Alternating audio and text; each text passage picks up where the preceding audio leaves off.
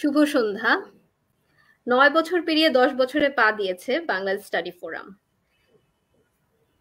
সেজন্য আজকে আমাদের বিডিএসএফ টকের সিজন 9 আয়োজন করেছি আমরা। আজ আমাদের সাথে আছেন গৌতম দাস। তিনি আন্তর্জাতিক সম্পর্ক বিশ্লেষক। আজকের আলোচনার বিষয়বস্তু বাংলাদেশ চীন সাম্প্রতিক সম্পর্ক বোঝাপড়া। আমরা দেরি না করে সরাসরি আজকের অতিথির কাছে চলে যাচ্ছি।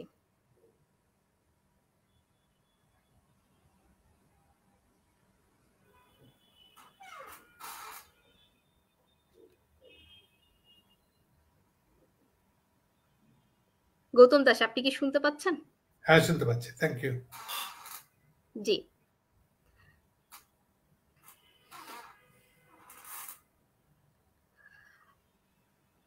প্রথমে কিছু প্রশ্ন করতে পারি আলোচনা শুরুর স্বার্থে। সামনের দিনগুলোতে বাংলাদেশ যদি আরো চীনপন্থী হয়ে ওঠে, তাহলে যুক্তরাষ্ট্রের সঙ্গে বাংলাদেশের পররাষ্ট্রনীতি কেমন হতে যাচ্ছে বলে আপনি মনে করছেন? সামনের দিনগুলো কি হবে স্পেসিফিক কিছু সরকারের দিক থেকে এখনো টের পাওয়া যাচ্ছে না। কেবলমাত্র একটা দিকে বোঝা গেছে কিছু কথা, যেমন ধরেন এমনকি এই যে বোঝা যাচ্ছে না, এমনকি এই বোঝা না যাওয়াটাও যদি আওয়ামী লীগের সেক্রেটারি ওবায়দুল কাদেরকে দেখেন, যেদিন তারা ১১ তারিখ সন্ধ্যার দিকে তারা শপথ নেওয়া শেষ করলো মন্ত্রীরা, শপথ নেওয়ার পরেও কাদের কাছ থেকে আমরা তেমন কিছু শুনি নেই। একমাত্র লোক যে কিছুটা হিন্স দিচ্ছিল আমাদেরকে, সেই লোকটা হলো যে ওই যে বেক্সিমকো সালমান রহমান। ওনাকে ক্যামেরা ধরলে ওনার সামনে উনি বলেছিলেন আমাদের ক্রাইসিস অর্থনীতি। এই প্রথম আমরা একটা ভাষ্য পেলাম যে একটা অর্থনীতি। একদিন বা দুদিন পরে ওবায়দুল কাদের বললেন যে আমাদের সমস্যা তিনটাকে কেন্দ্র করে। কি কি? অর্থনীতি, রাজনীতি আর কূটনীতি। খেয়াল করেন, সবার কমন জিনিসটা হচ্ছে কিন্তু অর্থনীতি। এর দুদিন পর থেকে এই বিষয়টা সামনে আসতেছে। তাও এইভাবে প্রেজেন্ট করছে সরকার যে আমরা অর্থনীতি নিয়ে কাজ করছি, অর্থনীতিটা বড় সংকট। সরকার দিক থেকে বললে তার এটাকে আমি বলবো সেকেন্ড রাউন্ড এই অর্থে যে পুরো পরিকল্পনায়, হাসিনার দিক থেকে পরিকল্পনায় প্রথম রাউন্ড ছিল যেভাবে হোক ইলেকশনটা শেষ করা এবং আমি বিজয়ী বলে এটা ঘোষণা দেওয়া। এই জিনিসটা শেষ হয়েছে 7 তারিখের ইলেকশনে হচ্ছে। 8 তারিখে বিকেলে হতে সে নিজেকে বিজয়ী ঘোষণা করে নিয়েছে। এরপরে এমপিদের শপথ গ্রহণ, এরপরে মন্ত্রীদের শপথ গ্রহণ, এসব শেষ করতে পরে 3 দিন লাগছে। 7, 8 গেল, 9, 10, 11 তারিখের মধ্যে সব শেষ করছে। শেষ করার পরে এইবার অর্থনৈতিক যে তার সমস্যা, এই সব বিষয়টা সামনে আসছে। এর বাইরে অন্য কোনো বিষয় নিয়ে কিন্তু আমরা কোনো হিন্স পাচ্ছি না যে কোথায় যাবে। আর আমরা যদি নিজের বুদ্ধিতে হিসেব করে দেখি তাহলে কোথায় যাবে? আসলে সে যাবে যেখানে তার ক্রাইসিসের গোড়াটা হলো তার হাতে ক্যাশ ডলার নাই, সরকারের কাছে ক্যাশ ডলার নাই। এখান থেকে আমরা এখন যদি অনুমান করি যে কারা দিতে পারে, কোন দেশ সরকারকে এত মানে কত লাগতে পারে। আমার একটা রাফ অনুমান হলো যে কমপক্ষে $10 বিলিয়ন লাগবে। মানে এই না যে 10 বিলিয়নের কম দিলে হবে না, এরকম বলতেছি না আমি বলছি রাফলি $10 বিলিয়ন হলে সরকারের জন্য একটু ভালোভাবে শুরু করা যাবে হয়তো ব্যাপারটা। আমার হিসেবে ক্রাইসিস দুইটা, বা ক্রাইসিস আসলে একটা। ক্রাইসিসটা হলো এই বিষয়গুলো যখন একটা দেশ বিপদে পড়ে তখন বাজারে খারাপ খবর ছড়ায়। বাজারে মানে পুঁজি বাজারে, বিনিয়োগ বাজারে, বিদেশি বাজারে খারাপ খবর যায় যে বাংলাদেশের অবস্থা খারাপ, ফলে তার সাথে ডিল করবো সাবধানে, তাকে ধার দিবা কিনা। আমরা ধরেন একটা এলসি করতে চাই, নিজেদের টাকা এলসি করতে পারি না, একদিন আমরা আসিয়ান কান্ট্রিগুলোর কারণে কারো কাছ থেকে শেয়ারে এলসি গুলো খুলতাম। এখন যেহেতু বাজারের অবস্থা খারাপ, মানে বাজারে খারাপ খবর গেছে আমাদের সম্পর্কে, ফলে ওরা পুরো টাকাটা ক্যাশ চাইবে, আদারওয়াইজ এলসি করতে চাইবে না। না জানি আমরা পরে টাকা শোধ দিতে পারি কি পারি না, এসব প্রসঙ্গগুলো চিন্তা করে তারা টাকা চাইবে, মানে ক্যাশ ডলার চাইবে। এই জন্য বলছে যে ক্যাশ ডলারটা জরুরি। অ্যাকচুয়ালি আমাদেরকে যেতে হবে মানে লক্ষ্য হিসেবে ধরলে পরে আইএমএফ এর কাছে অলরেডি গেছি আমরা। আইএমএফ অলরেডি প্রস্তাব দিয়েছে, মানে প্রস্তাব বলতে যে করণীয় কি কি কি কি করলে কি, যেটাকে কমিউনিস্টরা শর্ত বলতে ভালোবাসে, ওরা বলে যে শর্ত কি দিয়েছে।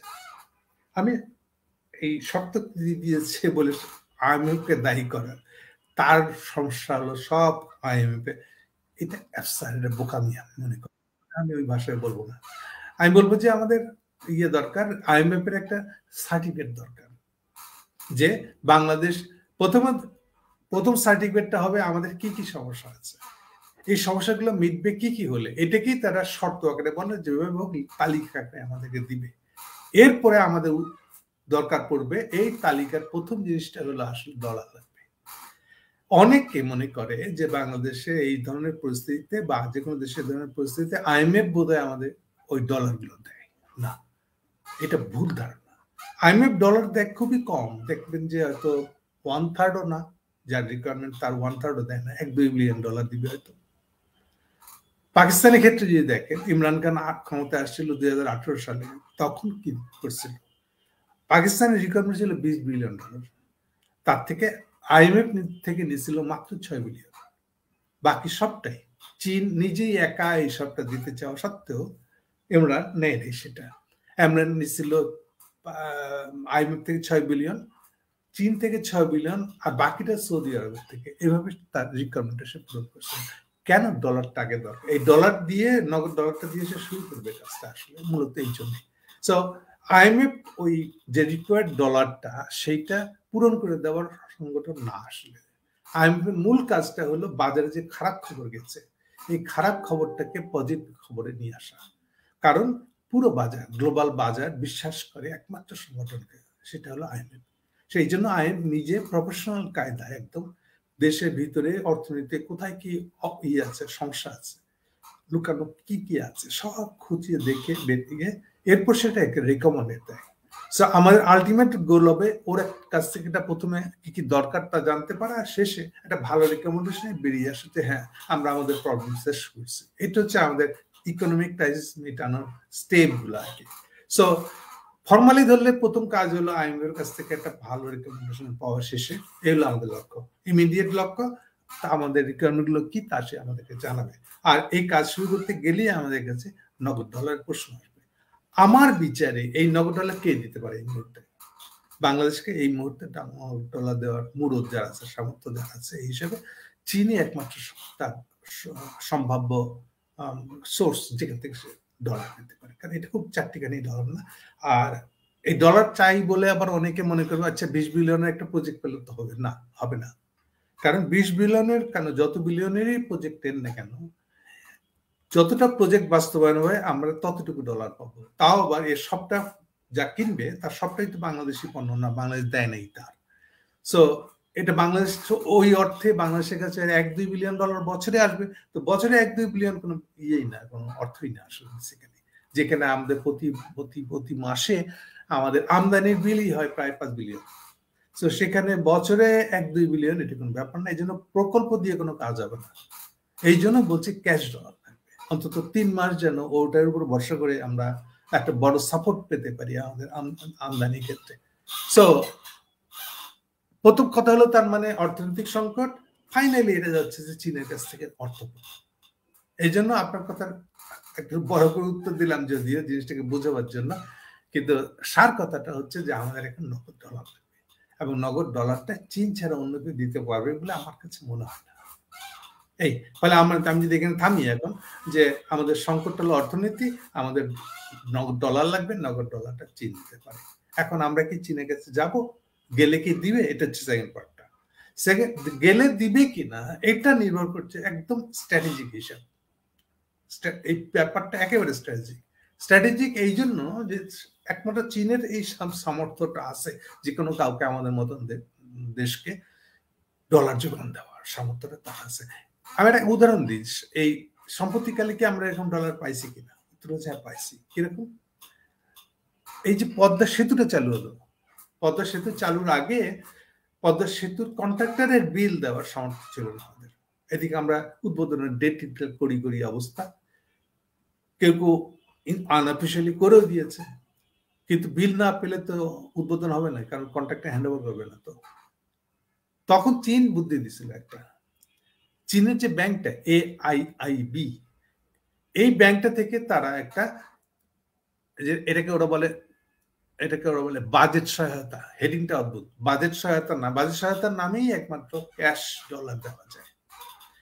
এই ক্যাশ ডলার দিয়ে যে অর্থটা দিয়েছিল, ওই অর্থ দিয়ে আমরা চীনা কন্ট্রাক্টরের বিল পে করেছিলাম। বিল পে করার পরে আমরা উদ্বোধন করতে পারছিলাম। সো আবার একটা বাজেট সহায়তা আমাদের লাগবে। সেই বাজেট সহায়তাটা দিতে রাজি হবে কিনা এর উপর নির্ভর করছে অনেক কিছু। স্বভাবতই আমরা যেরকম এরকম খুব বাজে অবস্থায় আছি, এখন আমাদের ঠেকে গেছি বলতে যা বোঝায়। সো আমরা ঠেকে গেছি বলে আমাদেরকে যার কাছে অর্থ নিব, আমরা তো তার কাছে ঠেকা, ফলে সে অবশ্যই এর অনেক মূল্য চাইবে। মূল্য চাইবে মানে এমন কিছু চাইবে, স্ট্র্যাটেজিক, বহু কিছু হতে পারে, স্ট্র্যাটেজিক জিনিস বেশি হয় সাধারণত। তারপরে ধরেন যে এই পর্যন্ত চীনারা বহু প্রজেক্ট আমাদের কাছে চাইছে, একসাথে করতে চাচ্ছে, কিন্তু আমরা দেই নেই। ইন্ডিয়ানদের ভয়ে হোক, প্রয়োজনে হোক, আমরা দেই নেই। যেমন তিস্তা প্রকল্পের কথা, তিস্তা নদীর প্রকল্পের কথা সবচেয়ে বেশি আসবে, সো সেটা আমরা করি নাই। তারপরে ধরেন যে আমরা দ্বিতীয়ত যা করি নাই, যে রাজ্য ডিপসি পোর্ট ছিল, আমরা রাজি হইনি। ডিপসি পোর্ট তো 15 সালে প্রায় চুক্তি সই করে ফেলার কথা, হাসিনা চীন গেছে, ওখানে সই হয়ে যাওয়ার কথা। ওখানেও চীনের সাথে ইন্ডিয়ার সাথে বাংলাদেশের প্রধানমন্ত্রী আলাপ হয়েছে, আলটিমেটলি বাংলাদেশ ওই চুক্তি সই করে নাই, ফলে ওটাও পেন্ডিং একটা প্রজেক্ট। তো এই ধরনের যত পেন্ডিং প্রজেক্ট আছে, আমি প্রত্যেকটা স্ট্র্যাটেজি, কিন্তু আমি বারে বারে বলতেছি, এটা কমার্শিয়াল প্রজেক্ট না, মানে বাণিজ্যিক প্রজেক্ট না, অর্থনৈতিক প্রজেক্ট না, যদিও অর্থই লেনদেন হবে এখানে, কিন্তু প্রত্যেকটা স্ট্র্যাটেজিক প্রজেক্ট যেগুলো এই ধরনের আটকে আছে। চীন চাইছে এইসব জিনিসগুলো আমাদের কাছ থেকে, আমাদের দেশে তারা করে। এরকম অনেক প্রজেক্ট আছে, আমি সবটা এখানে বলতেও চাচ্ছি না, সব খোলাগুলি বলাও যাবে না, এগুলো এত রিস্কের দিকে আছে, কারণ এগুলা ফর্মাল প্রমাণিত বা ঘোষিত হওয়ার আগে আমি তেল কেমনে বলি, এটা এসব প্রবলেম আছে। এনিওয়ে, সার কথা হচ্ছে যে আমাদের সঙ্গে যেহেতু আমাদের ঠেকা, আমাদেরকে অনেক বেশি তেল দিতে হবে, অনেক বেশি তাকে খোসামত করতে হবে, যা চায় সেদিকটা নজরে দিতে হবে, কতটা দিতে পারি না পারি এগুলো বার্গেনিং করতে হবে। আমি মনে করি এই আলাপগুলো অলরেডি ইনফর্মালি চলছে, এই জন্য চীনের প্রসঙ্গটা বারে বারে সামনে আসবে। আচ্ছা, প্রাসঙ্গিক ভাবে বলছি, চীনা রাষ্ট্রদূত ইয়াওয়েন প্রশ্ন করেছিলেন যুক্তরাষ্ট্রের ভিসা নীতি প্রসঙ্গে, যে বাংলাদেশের প্রকৃত বন্ধু কে, বিষয়টি আপনি কিভাবে দেখছেন? গত অক্টোবরে এই প্রশ্নটা করেছিলেন। দেখেন, এই কথাগুলো বলে খুব একটা লাভ হয় না। ইউজুয়ালি এগুলো বলে কমিউনিস্ট দেশগুলো বেশি বলে এইসবগুলো। যেমন আর কাছাকাছি ধরনের শব্দ আছে, বাংলাদেশ সার্বভৌম কিনা, এই ধরনের একটা প্রশ্ন তুলবে কমিউনিস্টরা, অ্যাজ ইফ সামবডি আমরা সার্বভৌম কিনা, যেহেতু সার্বভৌম কিনা স্বভাবত আমাকে বলতে হবে আমি তো সার্বভৌম, কারণ 1945 সালে সেকেন্ড ওয়ার্ল্ডের শেষে যখন জাতিসংঘ গঠন হয়, তো জাতিসংঘ হিসেবে যারাই তার সদস্য, এরা প্রত্যেকের সার্বভৌম রাষ্ট্র। আর এমনিতেই যুদ্ধের শেষে, যুদ্ধের কারণে, যুদ্ধে আমেরিকানরা পার্টিসিপেট করার শুরুতেই 42 সালে, বাকি যারা কলোনি করে রাখছে পুরো দুনিয়াকে, এমন 5টা দেশ ছিল। সবচেয়ে বড় তার প্রভাবওয়ালা দেশ ছিল ইংল্যান্ড, ফ্রেঞ্চ, এরপরে ছিল ফ্রেঞ্চরা, ফরাসিরা, কিন্তু ওর নাম করছি না এই জন্য যে ততদিনে ফরাসিরা আবার হিটলারের হাতে দখল হয়ে গেছে, পুরোটা না হলো রাজধানী দখল হয়ে গেছে, ফলে ফরাসির নামটা খুব বেশি আসে নাই। অনেকটা ফরাসিদেরকে রিপ্রেজেন্ট করছে ব্রিটিশরাই, তারাই দাসখত দিছিল আমেরিকান প্রেসিডেন্টের কাছে, যে আমরা যদি হিটলার মুক্ত হতে পারি, যুদ্ধে বিজয়ী হতে পারি, তাহলে আমরা সারা দুনিয়া যত দেশে কলোনি করে রাখছি আমরা কলোনি ছেড়ে চলে আসবো। কারণ এইটাই ছিল আসলে রুজভেল্টের শর্ত, যে আপনাদেরকে কলোনি ছেড়ে চলে যেতে হবে, যদি রাজি থাকেন অনলি দেন আপনাদেরকে আমি হেল্প করবো। কারণ ওই সেকেন্ড ওয়ার্ল্ডের যুদ্ধে তার লায়ন শেয়ার, যুদ্ধের খরচের লায়ন শেয়ারটা একা আমেরিকা দিয়েছিল, দ্যাট ইনক্লুডস সোভিয়েত ইউনিয়ন। যুদ্ধের খরচের একটা বিরাট অংশ, সিংহভাগ অংশ আমেরিকানরা পে করছিল। তখনকার হিসাবে এটা 270 বিলিয়ন, যে এখনকার হিসাবে একে আবার 25 দিয়ে গুণ দেন তাহলে এখনকার সাথে সমান হবে। এই পুরো অর্থটা আমেরিকানরা একা ছিল। শুধু তাই না, যুদ্ধের পরে আবার পুনর্গঠনের জন্য আরো 270 বিলিয়ন। ফলে বুঝতেই পারছেন যে আমেরিকানদের প্রভাব কত শক্তিশালী ছিল। সো এই প্রভাবটা নেওয়ার জন্য, না নিলে তো তারা হিটলারের কাছে হেরে যেত। ফলে আমরা যুদ্ধ শেষ হলে কলোনি উঠেই দিব, এই শর্তেই আমেরিকানরা তাদেরকে সাহায্য করছিল। সো আমেরিকান ডমিনেন্সিটা তখন থেকে চলে আসে আসলে, গ্লোবাল ডমিনেন্সি, যেটাকে আমরা অন্য শব্দ একটা ইউজ করি, পরাশক্তি। আমি শব্দটা ঠিক মনে করি না এই কালের যুগ হিসাবে। এটা গ্লোবাল লিডার কে হবে, সেই হিসাবে আমেরিকানরা গ্লোবাল লিডার হয়ে সেই সময় থেকে। যে কথাটা বলতেছিলাম যে গ্লোবাল লিডার বলে যখন জাতিসংঘ চালু হলো, তখন এই গুণে আমরা সবাই তো স্বাধীন দেশ, ফলে আমরা সার্বভৌম দেশ। সো জাতিসংঘের হিসাবে আমরা সার্বভৌম দেশ। ডাজ ইট মিন যে জাতিসংঘ আমাদেরকে আমাদের সার্বভৌমতা বুঝাই দিবে?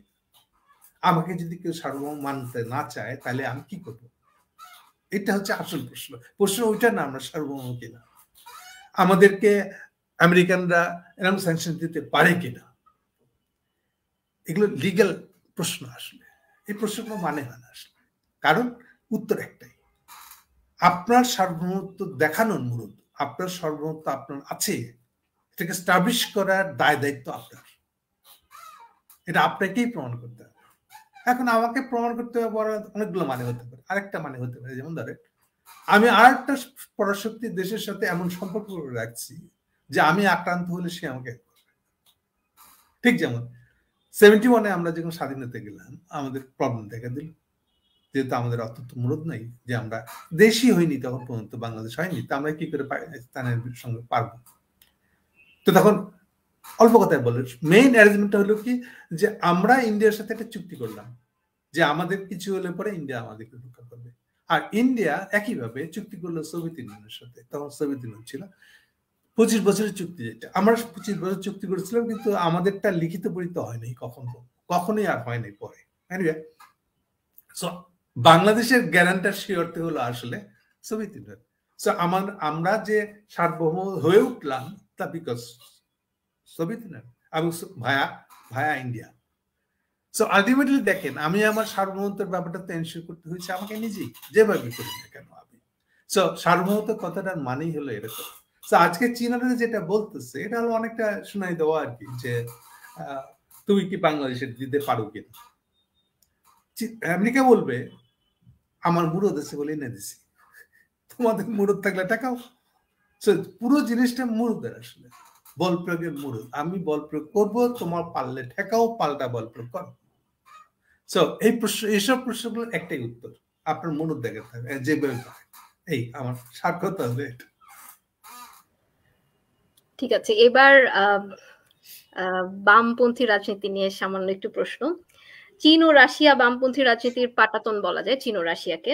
সেদিক থেকে দুটি রাষ্ট্রের সঙ্গে মিল আছে বলে ধরা যায়, কিন্তু বর্তমানে দুটি দেশের অর্থনীতি পাশ্চাত্য দেশগুলোর মতো পুঁজিবাদকে আশ্রয় করে এগিয়ে যাচ্ছে, আপনি জানেন সেটা।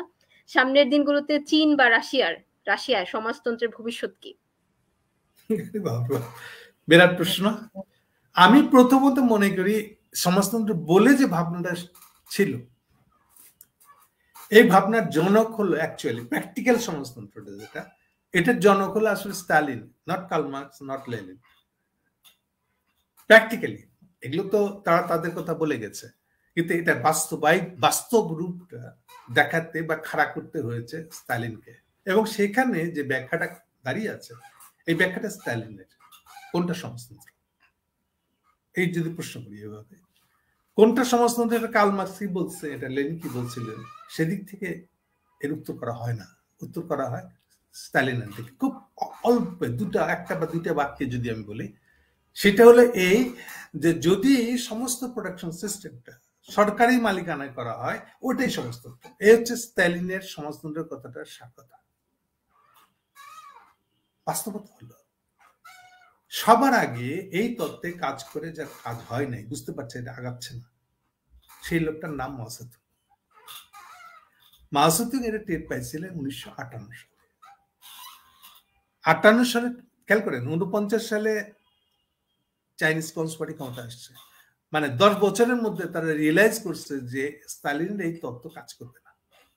কেন? অন্তত এটা তো প্রোডাকশনই বাড়াচ্ছে না, কৃষিতে কোনো প্রোডাকশন বাড়ে না। এই জন্য মাসুদিং এর তখন স্ট্রেট কাট সিদ্ধান্ত নেয় যেখান থেকে বেরোতে হবে। সার কথাগুলো দুইটা বাক্য বললে মাসুদিং এর সিদ্ধান্ত তখন হলো এরকম, তাদেরকে একটা চাইনিজ কমিউনিস্ট পার্টির নেতৃত্বে ক্যাপিটালিজমে যেতে হবে। কথা খেয়াল করেন, সোজা কথা বলতে গেলে ক্যাপিটালিজমে যেতে হবে। পুঁজির বিকাশ, এটা পুঁজির বিকাশের ফেজ পাঠাতে হবে তাকে, তারপরে সমর্থন কোনো কিছু চিন্তা করলে সেটা পরে। আর এটাকে সে বলছে যেহেতু সে কমিউনিস্ট পার্টি, যেহেতু সে ক্ষমতা আছে, এই জন্য বলতে তাদের নেতৃত্ব এটা একটা ফাঁকা। ইউজুয়ালি আপনি যদি বলেন ইন্ডিয়ান ক্যাপিটালিজম, ইন্ডিয়ান ক্যাপিটালিজম পার্টির নেতৃত্বে, কমিউনিস্ট পার্টির নেতৃত্বে না, এটা একটা ওপেন, যতটা পারে ওপেন করছে সমাজটা, তার ভিতরে একটা ক্যাপিটালিজম সেখানে হচ্ছে। কিন্তু মাসুদিংটা ওই জন্য বলতেছে এটা চীনা কমিউনিস্ট পার্টির নেতৃত্ব, মানে একটা কমিউনিস্ট পার্টির নেতৃত্বে ক্যাপিটালিজম শব্দটা কন্ট্রাডিক্টরি মনে হয় হয়তো, কিন্তু মাসুদিং এইটি চালু করেছিলেন। এই জন্যই উনি আমেরিকার কাছে গেছিলেন। আমি ডিটেলে যাচ্ছি না, সংক্ষেপে বললে এটা শেষ করতে আমেরিকার স্বীকৃতি নিয়ে মাঠে নামতে মানে কেন আমেরিকাকে দরকার ছিল তার পুঁজি লাগে, পুঁজিকে দিবে। সে রফা করছিল আমেরিকার সাথে, বিনিময়ে আমেরিকা ওকে ওই জাতিসংঘের ভেটোওয়ালা সদস্যপদ, যেটা তাইওয়ান দখল করে বসেছিল তখন পর্যন্ত। এটা বেশিরভাগ মানুষ আমরা জানি না যে চীন যখন জন্ম নিয়ে ফেলছে, চীন মানে মার্কসের চীন, তখনও জাতিসংঘের ভেটো সদস্যপদ তার তাইওয়ানের হাতে। আর মার্কসের চীন জাতিসংঘের মেম্বারই না 49 সালে। আপ টু এইটাই আমাদেরকে বিক্রি করেছিল চায়না, ফলে 71-এ আমরা বিক্রি হয়েছিলাম ওইভাবেই। এই জন্যই চীন আমাদেরকে 71-এ সমর্থন করে নাই। এটা ছুটতে ছুটতে আমেরিকানদের কাছ থেকে ওটা ফিরে আদায় করতে চীন ভেটোওয়ালা সদস্য হয়ে গেল। এটা শেষ করতে করতে আমেরিকার সাথে সম্পর্ক ঠিক করতে করতে 78 সাল লেগেছে। 78 সালে 1 জানুয়ারি চীন আমেরিকান সম্পর্ক শুরু হয়। এরপর থেকে চীনা ক্যাপিটাল নিয়ে আজকে যে চীন দেখছেন তার শুরুটা হলো ওখান থেকে। তার মানে আমরা দেখতেছি আপনি যা দিয়ে শুরু করছিলেন, চীন আর রাশিয়া দুইটাই কমিউনিস্ট দেশ, তার একটা কিন্তু আগেই বুঝে গেছে যে এই সমস্ত কাজ করবে না, এটা বাস্তবিত হবে না, তাই সে অন্য রাস্তা ধরতে। কিন্তু ওদিকে স্ট্যালিনের কথা যদি ধরে, স্ট্যালিন মারা যাচ্ছে 53 সালে। এরপরে অন্য কুশ্চেভ শহর ও নানা নেতা ফেতা হয়ে শেষে আসছে ব্রেজনেভ। ব্রেজনেভের যুগও শেষ হয়ে গেছে, 91 এসে গেছে। দেন সোভিয়েত ইউনিয়ন ভেঙে গেল, টিকতে পারলো না। যে কথা বলছিলাম, তাহলে ভেঙে গেল যেটা, সেটা কি আসলে ভেঙে গেল যেটা, এটা হলো স্ট্যালিনের কল্পিত, স্ট্যালিনের ইমাজিনেশনের যে সংস্থান। সার কথাটা কি, যে আমরা যদি সরকারি মালিকানায় প্রোডাকশন করি তাহলে সারপ্লাস বলে ফেরত দেওয়ার সমস্যা থাকবে না, এর ছিল সার কথা। এটা ফেল করলো আসলে। এই রাষ্ট্রটা নিজেই অর্থনৈতিক কেন একটা রাষ্ট্র হিসেবে টিকে থাকতে পারলো না, ফলে এটা ভেঙে 15টা দেশ হয়ে গেল। সোভিয়েত ইউনিয়ন ভেঙে 15টা রাষ্ট্র হলো। তার বড় রাষ্ট্রটা স্বভাবত রাশিয়া, সেটাও আবার একটা ফেডারেশন, কিন্তু একটা শুধু রাশিয়া না, রাশিয়ান ফেডারেশন বলে, অফিসিয়াল নামটা এরকম। এনিওয়ে সবাই আলাদা আলাদা দেশ হয়ে যায়। ফলে এই অর্থে বললে, এই জন্য আমার স্টেটমেন্টটা যে সমাজতন্ত্র বলে দুনিয়াতে এখন কিছুই নেই, অসুবিধা হলো। এখন আমাদের দেশের কমিউনিস্টরা কি করবে? আমাদের দেশের কমিউনিস্টরা করলো কি, অ্যাজ ইফ কিছুই হয়নি এমন ভাব ধরে পুরনো সমাজতন্ত্র থেকে গেল। আমাদের দেশে আমি যদি আমার স্টুডেন্ট অবস্থার এক্সপিরিয়েন্স বলি, 85-এ তখন টিএসসির সামনে দাঁড়িয়ে আপনি কমিউনিজমকে গালি দিতে পারতেন না, এত পাওয়ারফুল ছিল। 85-এর কথা বলছি। দেখেন, আর 6 বছরের ভিতরে সোভিয়েত ইউনিয়ন ধ্বংস হয়ে গেছে। এরপরে তাদের আর বাস্তবতা বলার গলাটা আস্তে আস্তে নেমে আসলো। নেমে আস্তে আস্তে এখন তো প্রায় নাই, এখন নিজেই বুঝছে যে আসলে আমাদের কোনো প্রভাব নেই সমাজে। আপনি সিপিবির দিকে দেখেন, পার্টিটা ভাগ হয়ে গেল, দেখে মনে হলো 2 ভাগ, আসলে 3টা, কত যে ভাগ হচ্ছে ঠিক নেই। একটাই খালি ওয়ার্কেবল ভাগ যেটা রয়ে গেছে, এটাই সিপিবি নামে এখন রয়ে গেছে সেলিমদের হাতে, যেটা এখন অন্য প্রিন্স সেক্রেটারি এই একটা নেতৃত্ব এখানে আসছে, যারা মূলত ওই বাড়িটা তো খুব দামি জায়গায়, মানে অফিসটা, ওই অফিসে ভাড়া দিলে খায় আর কি এই দুটো পার্টি। আরেকটা অংশ যে কোথায় কি কাজ করে আমরা কেউ জানি না। আমি এটাতে বোঝাতে যাচ্ছি যে ওর সমাজতন্ত্র জিনিসটা তো ভেঙে গেছে আসলে। ফলে সমাজতন্ত্রের ভবিষ্যতে আমি নতুন করে কি বলবো, একটা কথা আছে তবু, কথাটা হলো চীনের পার্টি কিন্তু এখন নিজেদেরকে মনে করে এটাও সমাজতন্ত্রের পথ, ওদের নিজেদের ইন্টারনাল রেজলিউশনটা প্রস্তাবগুলো এরকম আর কি। কিছু কিছু কাজ আছে এখনকার, যদি আমি দেখি যে সরি সি জিনপিং এর কথা বলি, উনি এখনো কিন্তু কিছু কিছু জিনিসের পরিকল্পনা করে বলে আমি সময় সময় দেখতে পেয়েছি।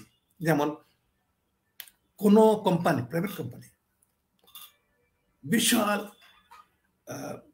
পুঁজির মালিক হয়ে গেছে হলে তার উপর এক্সট্রা ট্যাক্স আরোপ করার চেষ্টা, তাকে কন্ট্রোলে রাখার চেষ্টা, এই কাজগুলো পার্টি এখন করে।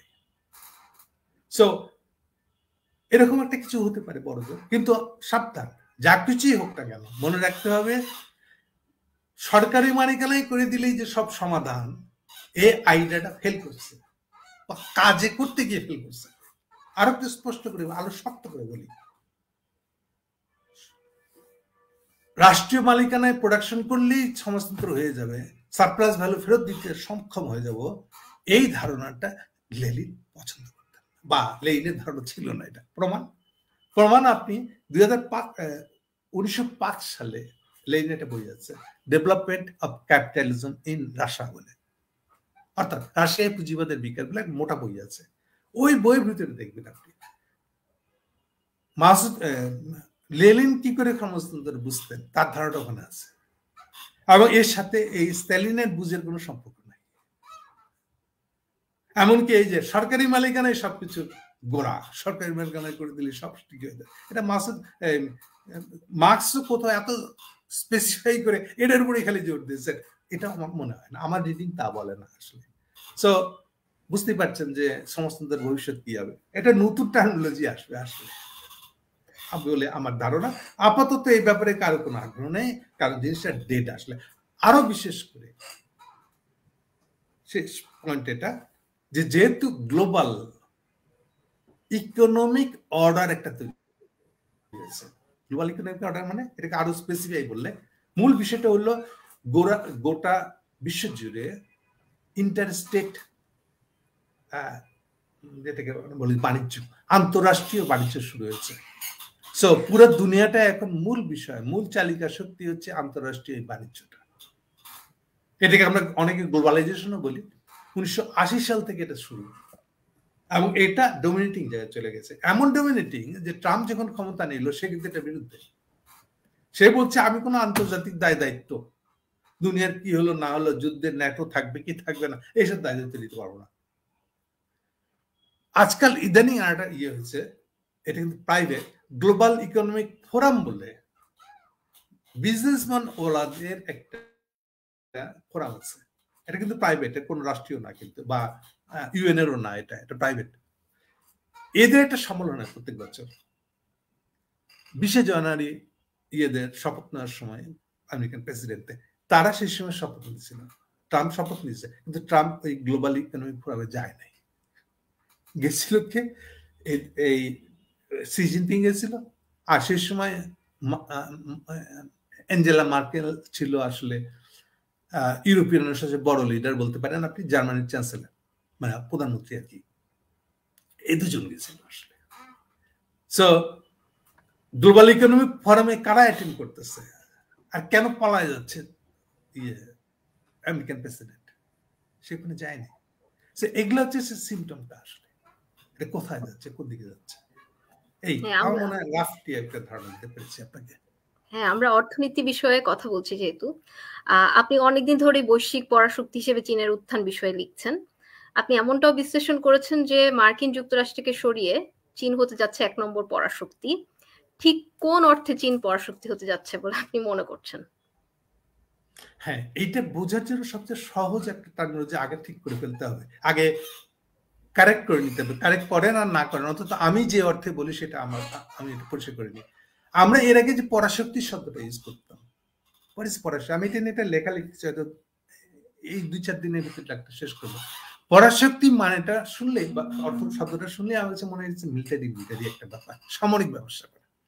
সো সোভিয়েত ইউনিয়ন আর আমেরিকান যে দ্বন্দ্ব, এটাকে আমরা বলতাম পরাশক্তির দ্বন্দ্ব। সুপার পাওয়ার, গ্লোবাল পাওয়ার, এগুলো শব্দ ছিল তখনকার অর্থাৎ মূল বিষয়টা হলো সামরিক যুদ্ধ। তাহলে সুপার পাওয়ার এই শব্দটা বা এই বিষয়গুলো আসলে যুদ্ধের বিষয়। তাহলে কে ডমিনেট করবে দুনিয়াকে, লিডার হবে কে কে, এটা নির্ভর করবে জানো বা কে সামরিক দিক থেকে শক্তিশালী তার উপরে। এই হলো আমার ধারণাটা। কিন্তু একটু আগে বলেছি আমি যে সোভিয়েত ইউনিয়ন ভেঙে যাচ্ছে 91-এ।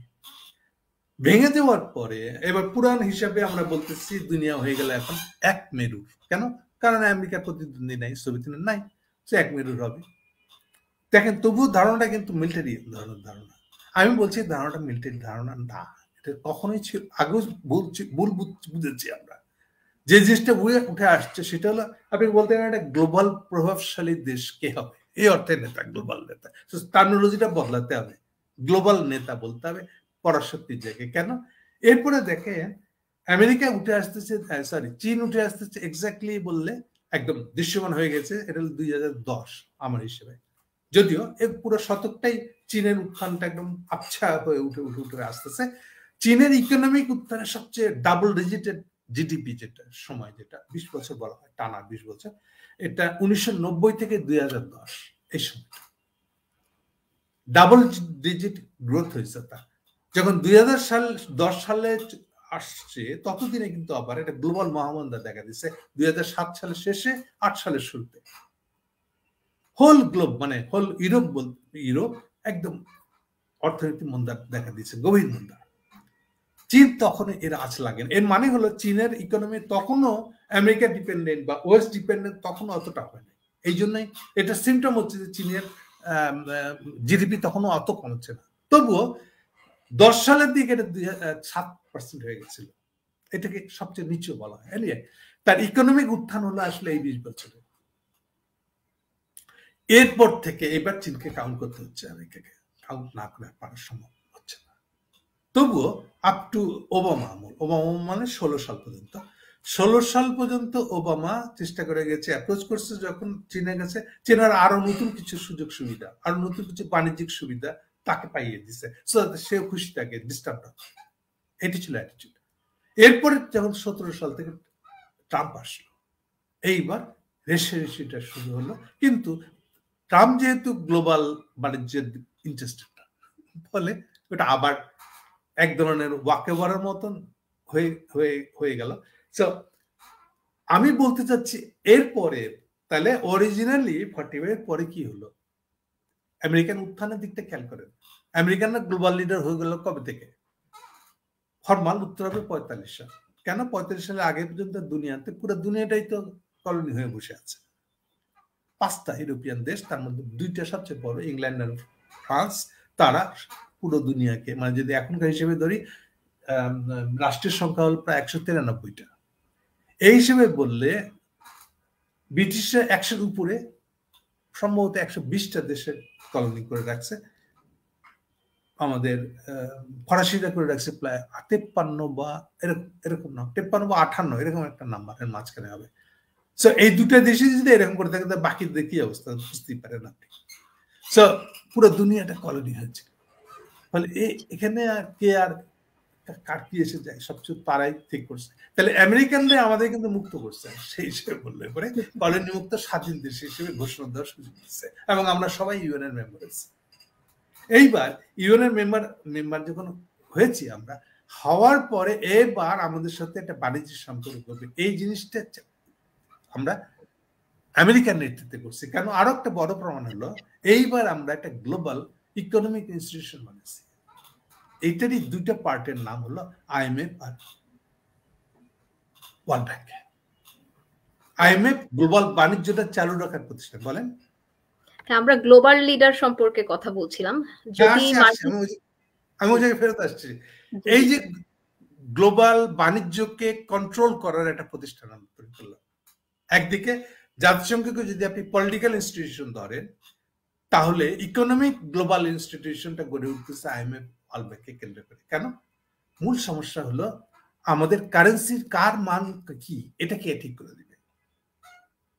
এরই প্রতিষ্ঠান হলো আসলে কিন্তু আইএমএফ।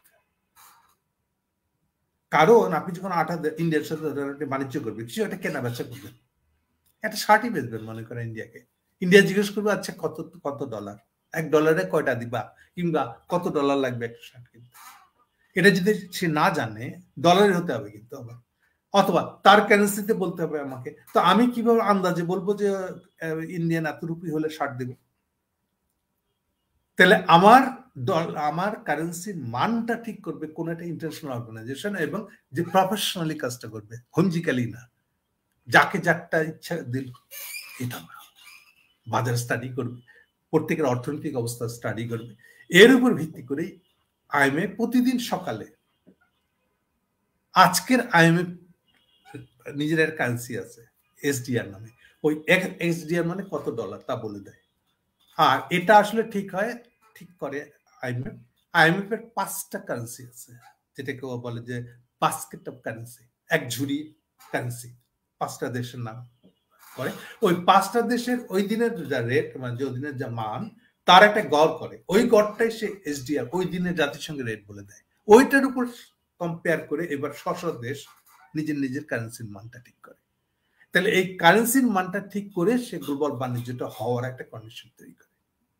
সেকেন্ড সমস্যা দেখা দেয়, এগুলো অনেক আমি ডিটেল যেতে চাচ্ছি না, সেকেন্ড সমস্যা খালি বলে শেষ করবো।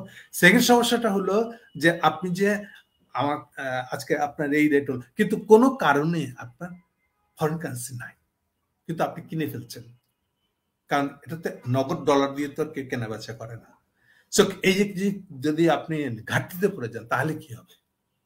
তো ঘাটতিতে হয়ে গেলে ধরা যাক বাংলাদেশ চায়না থেকে বা জাপান থেকে কিছু কিনছে, কিন্তু বাংলাদেশের কারেন্সি নেই, সে এখন পে করবে কেমন করে? কেনাকাটা তো হয়ে গেছে আসলে। তখন এগুলো ছুটিয়ে দেওয়ার জন্য আইএমএফ একটা লোন দিবে আপনাকে, এইগুলো থেকে বেরিয়ে আসার জন্য। আর যদি মনে করে এই প্রবলেমটা আপনার ইকোনমির জন্য পার্মানেন্ট, একটা বড় ধরনের প্রবলেম, তাহলে সে সংস্কারের সাজেস্ট করবে, ওই সংস্কারটা আপনাকে করতে হবে। সো এগুলোর ভিতর দিয়ে প্রত্যেকটা দেশকে আন্তর্জাতিক বাজারে থাকার যোগ্য, হাতে যেন এনাফ কারেন্সি আছে, এটা করার যোগ্যতা তৈরি করে দেওয়া, প্রবলেম হলে, টেকনিক্যাল প্রবলেম হলে তাকে হেল্প করা, এই কাজগুলো হলো আইএমএফ। সো গ্লোবাল বাণিজ্যের সিস্টেমটা চালু করে রাখছে কিন্তু এই দুটো প্রতিষ্ঠান, এই দুটো প্রতিষ্ঠানেরই জন্ম হচ্ছে কিন্তু আমেরিকার হাত দিয়ে। তাহলে গ্লোবাল বাণিজ্যের ব্যবস্থাটা তৈরি করছে আমেরিকা। গ্লোবাল বাণিজ্য ব্যবস্থাটাই মূলত গ্লোবাল পাওয়ার, ওই যেটাকে আমরা সুপার পাওয়ার বলে একদিন চালায় আসছি। আপনি যদি গ্লোবাল বাণিজ্যের ব্যবস্থাটা চালু না রাখেন তাহলে গ্লোবাল সিস্টেমটা হবে। আরেকটা শব্দ আমরা ইউজ করি, ইনফ্লুয়েন্স। আপনি কাকে ইনফ্লুয়েন্স করতে পারেন? যারা গ্লোবাল নেতা হয় তারা ইনফ্লুয়েন্স করে। ইয়েস, ইনফ্লুয়েন্সটা মানে কি? অ্যাকচুয়াল মানে কি? ইনফ্লুয়েন্সটার মানে হলো সার কথায় আপনার ইকোনমিটা সবচেয়ে বড় ইকোনমি, বড় মানে সাইজে বড়, সাইজে বড় তো বটে, সেখানে আরেকটা পয়েন্ট আছে যেটা আরো বেশি গুরুত্বপূর্ণ, সেটা হলো আপনার ইকোনমিটা গ্লোবালি যখন কেউ বিপদে পড়ে তাকে ধার দিতে পারে কিনা টাকা, তার ইকোনমি এনাফ সারপ্লাস তৈরি করে কিনা, হিউজ, যেটাকে আমরা বলি বাড়তি মূল্য তৈরি করছে, আপনার হাতে হিউজ সম্পদ জমা হয়ে আছে, এরকম দেশ কিনা, আপনার এরকম ইকোনমির দেশ কিনা, আপনি এইটা নির্ভর করে আপনি গ্লোবাল নেতা কিনা। সো মূল জিনিসটা হয়ে গেছে গ্লোবাল সিস্টেমের উপরে দাঁড়িয়ে থাকা দুনিয়ায় মূল বিষয়টা হয়ে গেছে আপনি বাকি সব দেশকে গ্লোবাল ইকোনমিতে হেল্প করতে পারেন কিনা, টাকা ধার দিতে পারেন কিনা। সে টাকা ধার করে দেওয়ারই ক্ষমতার উপর নির্ভর করতেছে আপনি গ্লোবাল নেতা কিনা। এই যে যেমন দেখেন বাংলাদেশে এখন ডলার দরকার পড়ছে, আমরা কেউ আমেরিকার নাম নিচ্ছি না কেন? বিকজ আমেরিকান এই ক্ষমতাটা নাই। ইভেন আমি যদি দেখেন, আপনি যদি জিজ্ঞেস করেন আমেরিকান বিনিয়োগ কত বাংলাদেশে, ওরা করবে কি আমেরিকান প্রাইভেট বিনিয়োগ কতটা বাংলাদেশে আছে ওই ফিগারটা দেখাবে। আমেরিকান রাষ্ট্রের বিনিয়োগ কি নো, এইটা সে আর বলতে না। ইভেন আপনি যদি সাকসেসিভ দেখেন যেগুলো ইনফ্রাস্ট্রাকচার ঋণ বলি আমরা, রাস্তাঘাট অবকাঠামো বানানোর ঋণ, নো, আমেরিকার নিজস্ব আর কোনো অবকাঠামো ঋণ নেই। ওয়ার্ল্ড ব্যাংক আইএমএফ যা দেয়, সরি ওয়ার্ল্ড ব্যাংক মূলত এই প্রতিষ্ঠানটার কাজ হলো অবকাঠামো ঋণ দেওয়া। অবকাঠামো ঋণগুলো আইএমএফ ওয়ার্ল্ড ব্যাংকের ভিতর দিয়ে যা দেয় তাই, আমেরিকার নিজের বাইল্যাটারাল কোনো লোন দেওয়ার গুরুত্ব নেই। আরো আগান আপনি এই বাইডেন ক্ষমতা শুরু করছিল দিয়ে, যখন সে ক্ষমতা আসে তখন টিকা আসার দিয়ে, করোনার টিকার টাকা বাইডেন দেয় নাই, তাহলে কে দিচ্ছে? দিচ্ছে জাপান। বাইডেন জাপানের প্রধানমন্ত্রীকে বগল দাবা করে নিয়ে এবং টিকার টাকা মূলত জাপান দিচ্ছে। হু মানে ইউএন এর স্বাস্থ্য অর্গানাইজেশনটা হুকে 1 বিলিয়ন টিকা পয়সা দেওয়ার কথা ছিল, কমিটমেন্ট ছিল। এই যে গ্লোবাল লিডার হলে আপনাকে এইসব দায় দায়িত্ব নিতে হবে। কালকে সোমালিয়ার লোকজন না খেয়ে মারা যাচ্ছে, তাকে $100 মিলিয়ন দিতে হবে গম কেনার জন্য। এটা কে দিবে? যে গ্লোবাল লিডার হবে সে দিবে। এটা হলো অনেকটা, আপনি পাড়ার মধ্যে যদি অবস্থাপন্ন হন তাহলে প্রায় দিনে আপনি ডেকচি খাবার রান্না করে বিলাবেন। গ্লোবাল লিডার মানে এরকম। এই দায়গুলো যদি আপনি বেয়ার করার সামর্থ্য মুরত যদি হারায় ফেলেন, দেন ইউ আর নো মোর গম। তাহলে গ্লোবাল লিডার কথাটার অ্যাকচুয়াল মানে দাঁড়ায় গেছে, এখন আমরা টের পাচ্ছি যে এর মানে হলো যে আপনার ইকোনমির সারপ্লাসটা যখন হিউজ হয়, অনলি সেই কান্ট্রিটাই গ্লোবাল লিডার। কারণ মিলিটারি শক্তি কোন ব্যাপার না। চীনের কথা দেখেন, যখন থেকে তার সারপ্লাস হিউজ জমা হওয়া শুরু করলো, মাত্র 10 বছর লাগছে মিলিটারিলি স্ট্রং হতে। যদিও এখনো চীন আমেরিকার তুলনায় 6 গুণ নিচে মিলিটারিলি, কিন্তু কিছু এসে যায় না, যেহেতু সে সবাইকে টাকা ধার দিতে পারে। সো গ্লোবাল লিডারশিপ হয়ে উঠতেছে। যেটাকে আমরা পরাশক্তি বলে বুঝছিলাম, আসলে ভাবছিলাম এটা বোধহয় মিলিটারি শক্তি না। কারণ দেখেন আমেরিকার এত যুদ্ধ সামর্থ্য থাকা সত্ত্বেও কোথাও যুদ্ধ লাগাইতে গেলে পরে ওই সময় তার ইকোনমিটা চলবে কি দিয়ে? যুদ্ধের সময় খরচ বেড়ে যাবে, যুদ্ধের খরচ লাগবে, এগুলো কোত্থেকে দিবে? যদি আমেরিকানদের এই খরচ বিয়ার করার ক্ষমতা না থাকে তাহলে সে যুদ্ধে যাবে না, অ্যাভয়েড করার চেষ্টা করবে। এই যে এখন ইউক্রেনের যুদ্ধ থামিয়ে দেওয়ার পারলে জেলেনস্কিকে মারে ফেলানোর বুদ্ধি করতেছে, ক্ষমতাচ্যুত করার বুদ্ধি করতেছে আমেরিকানরা ব্রিটিশরা মিলে। কেন? কারণ এই যুদ্ধটা এমন জায়গায় চলে গেছে, এটার পক্ষে তাদের পক্ষে একটা প্রক্সি যুদ্ধ করছিল, সরাসরি রাশিয়া আর আমেরিকা যুদ্ধ না, মাঝখানে ইউক্রেনকে কেন্দ্র করে এই যুদ্ধটা চলতেছে। স্টিল এই যুদ্ধটা বিয়ার করা মুশকিল হয়ে গেছে এখন, কারণ অর্থ নেই। এগুলো প্রমাণ করতেছে যে আমেরিকানদের সামর্থ্যটা, গ্লোবাল লিডারের সামর্থ্যটা কমে যাচ্ছে। ফলে আগে যেটাকে আমরা পরাশক্তি বলে বুঝতে পারি, দ্যাট ইজ ভুল। অ্যাকচুয়াল জিনিসটা হলো ইনফ্লুয়েন্স করার ক্ষমতা মানে আপনার একটা সারপ্লাসের ইকোনমি হতে হবে, হিউজ সারপ্লাসের ইকোনমি। এটা হচ্ছে আপনি সাউথ এশিয়ার ক্ষমতার ভারসাম্যে কি কোনো ধরনের পরিবর্তন আসতে পারে বলে মনে করছেন সাউথ এশিয়ায়? বাইডেন যেটা করলো, আসলে সে ক্ষমতা আসছিল 2021 সালে, তখন থেকে তার বক্তব্য ছিল যে আমেরিকানরা হেরে যায় না, তাদের এখনো যথেষ্ট পরিমাণে ইকোনমিক গ্লোবাল পাওয়ার আছে, যা দিয়ে তারা ব্যবহার করলে, যেগুলো ব্যবহার করলে তারা আবার উঠে দাঁড়াতে পারে। এই হিসেবে দুটো জিনিস সে বেছে নিয়েছিল। মনে করেন যে এই যে স্যাংশন দেওয়া, অর্থাৎ ডলারে ব্যবসা করতে দেবো না তোমাকে আমি, এটা তার পরে পর একটা সুবিধা। যেহেতু ডলারকে 1 নম্বর কারেন্সি হিসেবে ঘোষণা, বা ডলার একমাত্র কারেন্সি হিসেবে ঘোষণা ছিল অলরেডি আইএমএফ ওয়ার্ল্ড ব্যাংকের জন্মের সময় থেকে। পরে এটা 73 সাল থেকে যখন এটা চললো না, মানে মানে মানে মানে কারেন্সিটা টিকলো না, যখন গোল্ড ব্যাক কারেন্সি টিকলো না যখন, তখন থেকে এটা বদলে নেওয়া হলো। বদলে নেওয়ার টপ এখন 5টা হয়েছে, আগে ছিল 4টা দেশের কারেন্সির গড় করে ডলারের রেট ঠিক করা হলো। এই সিস্টেমটা চালু হতে 73 সাল থেকে, অর্থাৎ আইএমএফ ওয়ার্ল্ড ব্যাংকের পুরনো ম্যান্ডেট বদল করে এটা পুনর্জন্ম দিতে হয়েছিল 73 সালে। এনিওয়ে, এই 73 সালে এটা শুরু হওয়ার পর থেকে এটা হিউজ ক্রাইসিস, কিন্তু ক্রাইসিসটা শুরু হয়েছিল 58 সাল থেকে। 1958 সালে হঠাৎ আমেরিকা বলল যে ভাই আমি সোনা ব্যাংকে না রেখে ডলার ছাপছি, এখন আমাকে মাফ করে যা মন চাই করো, পারলে কিছু করো। একদম গর্তুমির মতন বলতে হয়েছিল, এবং তাই করছিল সে। অর্থাৎ সে সোনা না রেখে, ব্যাংকে সোনা রেখে তারপরে ডলার ছাপতে হয়, এই ছিল নিয়ম। এটা সে ভঙ্গ করছে, কিন্তু ভঙ্গ করার পরেও কারো কিছু করার ছিল না, কারণ বিকল্প নেই। মানে বিকল্প তৈরি করতে তো সময় লাগবে।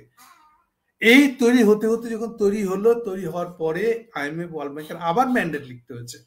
73 সালের সম্মেলনে এটা আবার নতুন করে চালু হয়েছে। তো যে কথাটা বলতেছিলাম যে আমেরিকানদের পাওয়ারটা, গ্লোবাল পাওয়ারটা যখন শূন্য হয়ে যাচ্ছে, কমে যাচ্ছে, স্বভাবত অন্যকে রাইজ করছে। ঠিক একই রকম ভাবে পুরনো হিসাব করে যদি দেখেন, 1880 সালে এই আমেরিকা ব্রিটিশকে ছাড়াই চলে যায় তার কারেন্সির জোর দিয়ে। গ্লোবাল ইনফ্লুয়েন্স মানে সারপ্লাস কার ভিতরে জড়ো হচ্ছে, এই সারপ্লাস জড়ো হওয়ার নতুন দেশটা হয়ে গেছিল আমেরিকা। ব্রিটিশকে ছেড়ে গিয়ে, এগুলো আমরা হিসেবে রাখি নাই, কারণ তখন তো আমরা আবার পরাশক্তি দিয়ে মশগুল আর কি, আমরা দেখা করবো কেন, এই জন্য এই হিসেবটা আমাদের কাছে ছিল না। তখন আমি বলতেছি এই জন্য এখনকার অবস্থা বুঝতে পারবেন যে থরলি স্টাডি করছে 45 সালের পর থেকে আমেরিকা কি করে উৎপত্তি হলো। আমেরিকাকে যদি না চিনেন, আমেরিকান উত্থানটা যদি আপনি না বুঝতে পারেন, তাহলে এখন কি হবে, এটাকে আমি বলছি গ্লোবাল পালা বদল, লিডারশিপের বদল। এই পালা বদলটার সিমটম গুলা ধরতে পারবেন না, বুঝতে পারবেন না।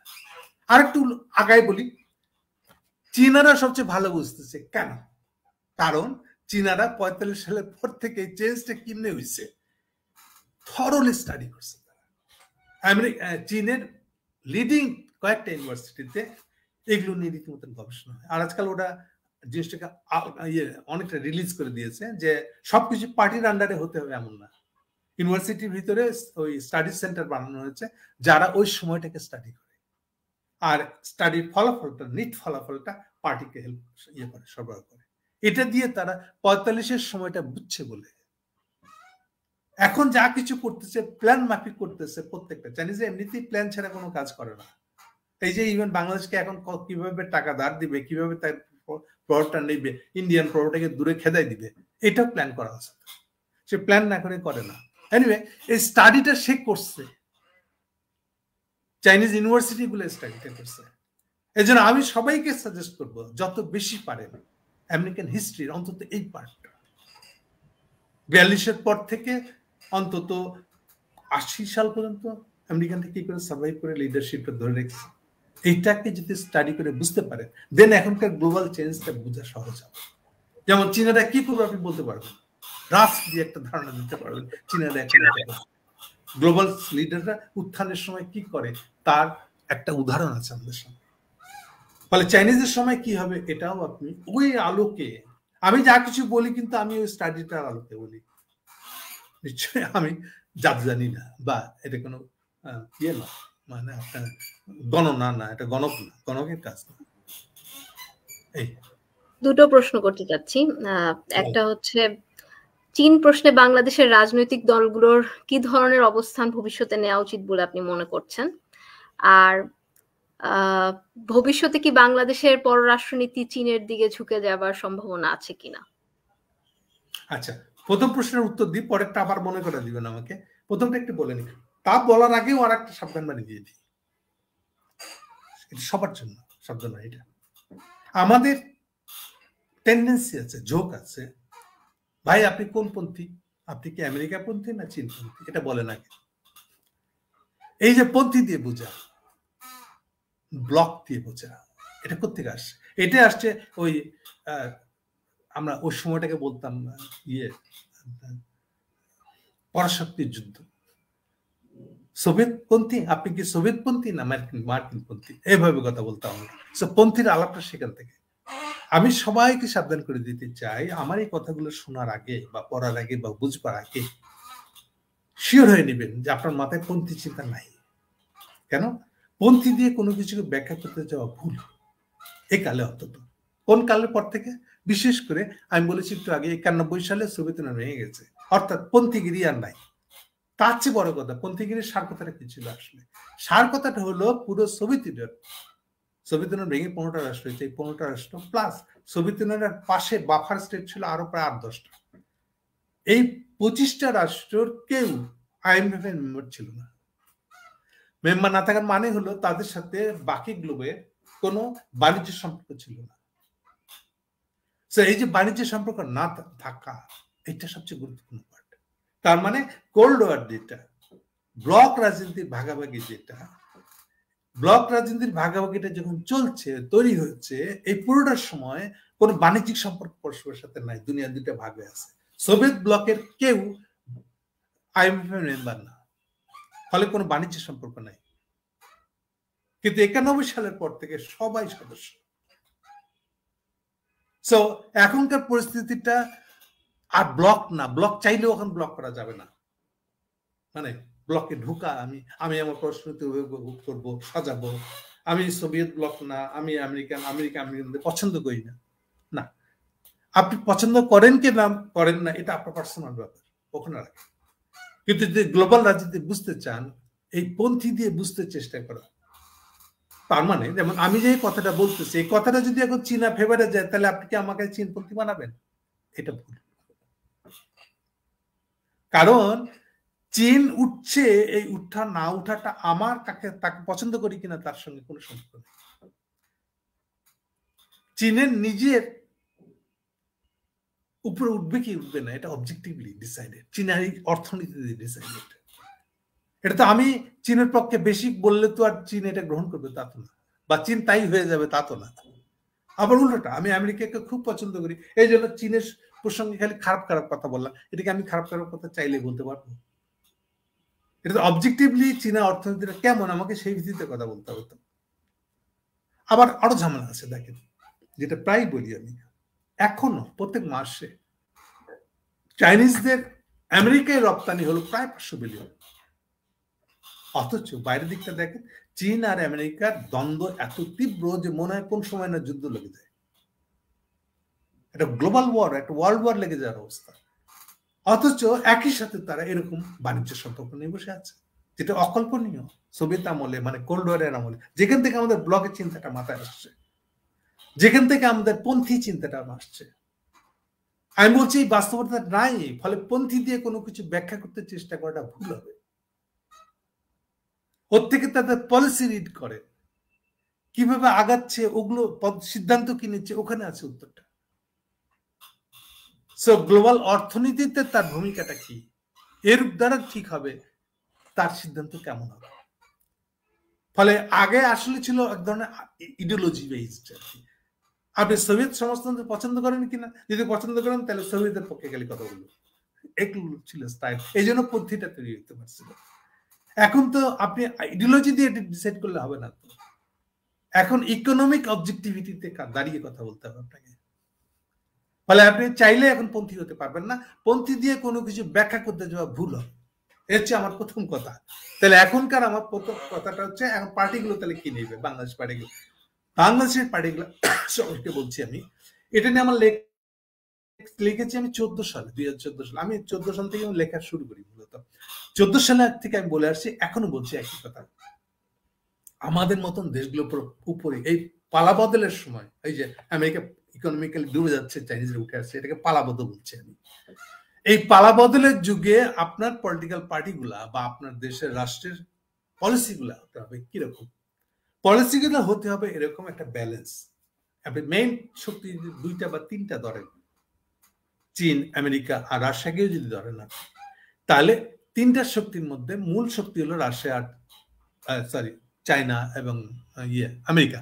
তাহলে এই দুটোর মধ্যে আপনাকে একটা ভারসাম্য রক্ষা করতে হবে। ভারসাম্য কথা কেন বলছি, যেমন অনেকে এখন মনে করছে যে মালদ্বীপ বোধহয় ভালো সিদ্ধান্ত নিয়েছে, সে ইন্ডিয়াকে বের করে দিচ্ছে, এটা বোধহয় ভালো সিদ্ধান্ত। আমি বলবো না, তাহলে কি হতে হতো? ভালো সিদ্ধান্ত নিতে হয় না, তার সবচেয়ে খারাপ দৃষ্টান্ত হলো মালদ্বীপের পার্টিগুলোর দিকে খেয়াল করেন। একটা পার্টি অ্যাবসলিউটলি চীনের পক্ষে, তো আরেকটা পার্টি ইন্ডিয়ার পক্ষে। এটা হতে পারে না, এটা হয়েছেন তো আপনি শেষ। মানে আভ্যন্তরীণ রাজনীতিতে একটা পার্টি আমেরিকা পন্থী, একটা পার্টি চীনা পন্থী, নো, এটা হতে পারে না, আপনি লুজ করবেন এতে। তাহলে কি হতে হবে, এটাই বলছি, আমাদের পলিটিক্যাল পার্টিকে কি হতে হবে, ব্যালেন্স। একদিক থেকে শব্দটা বলতে পারে আমি ব্যালেন্স করতে হবে একটা, তো ব্যালেন্স কথার মানে কি?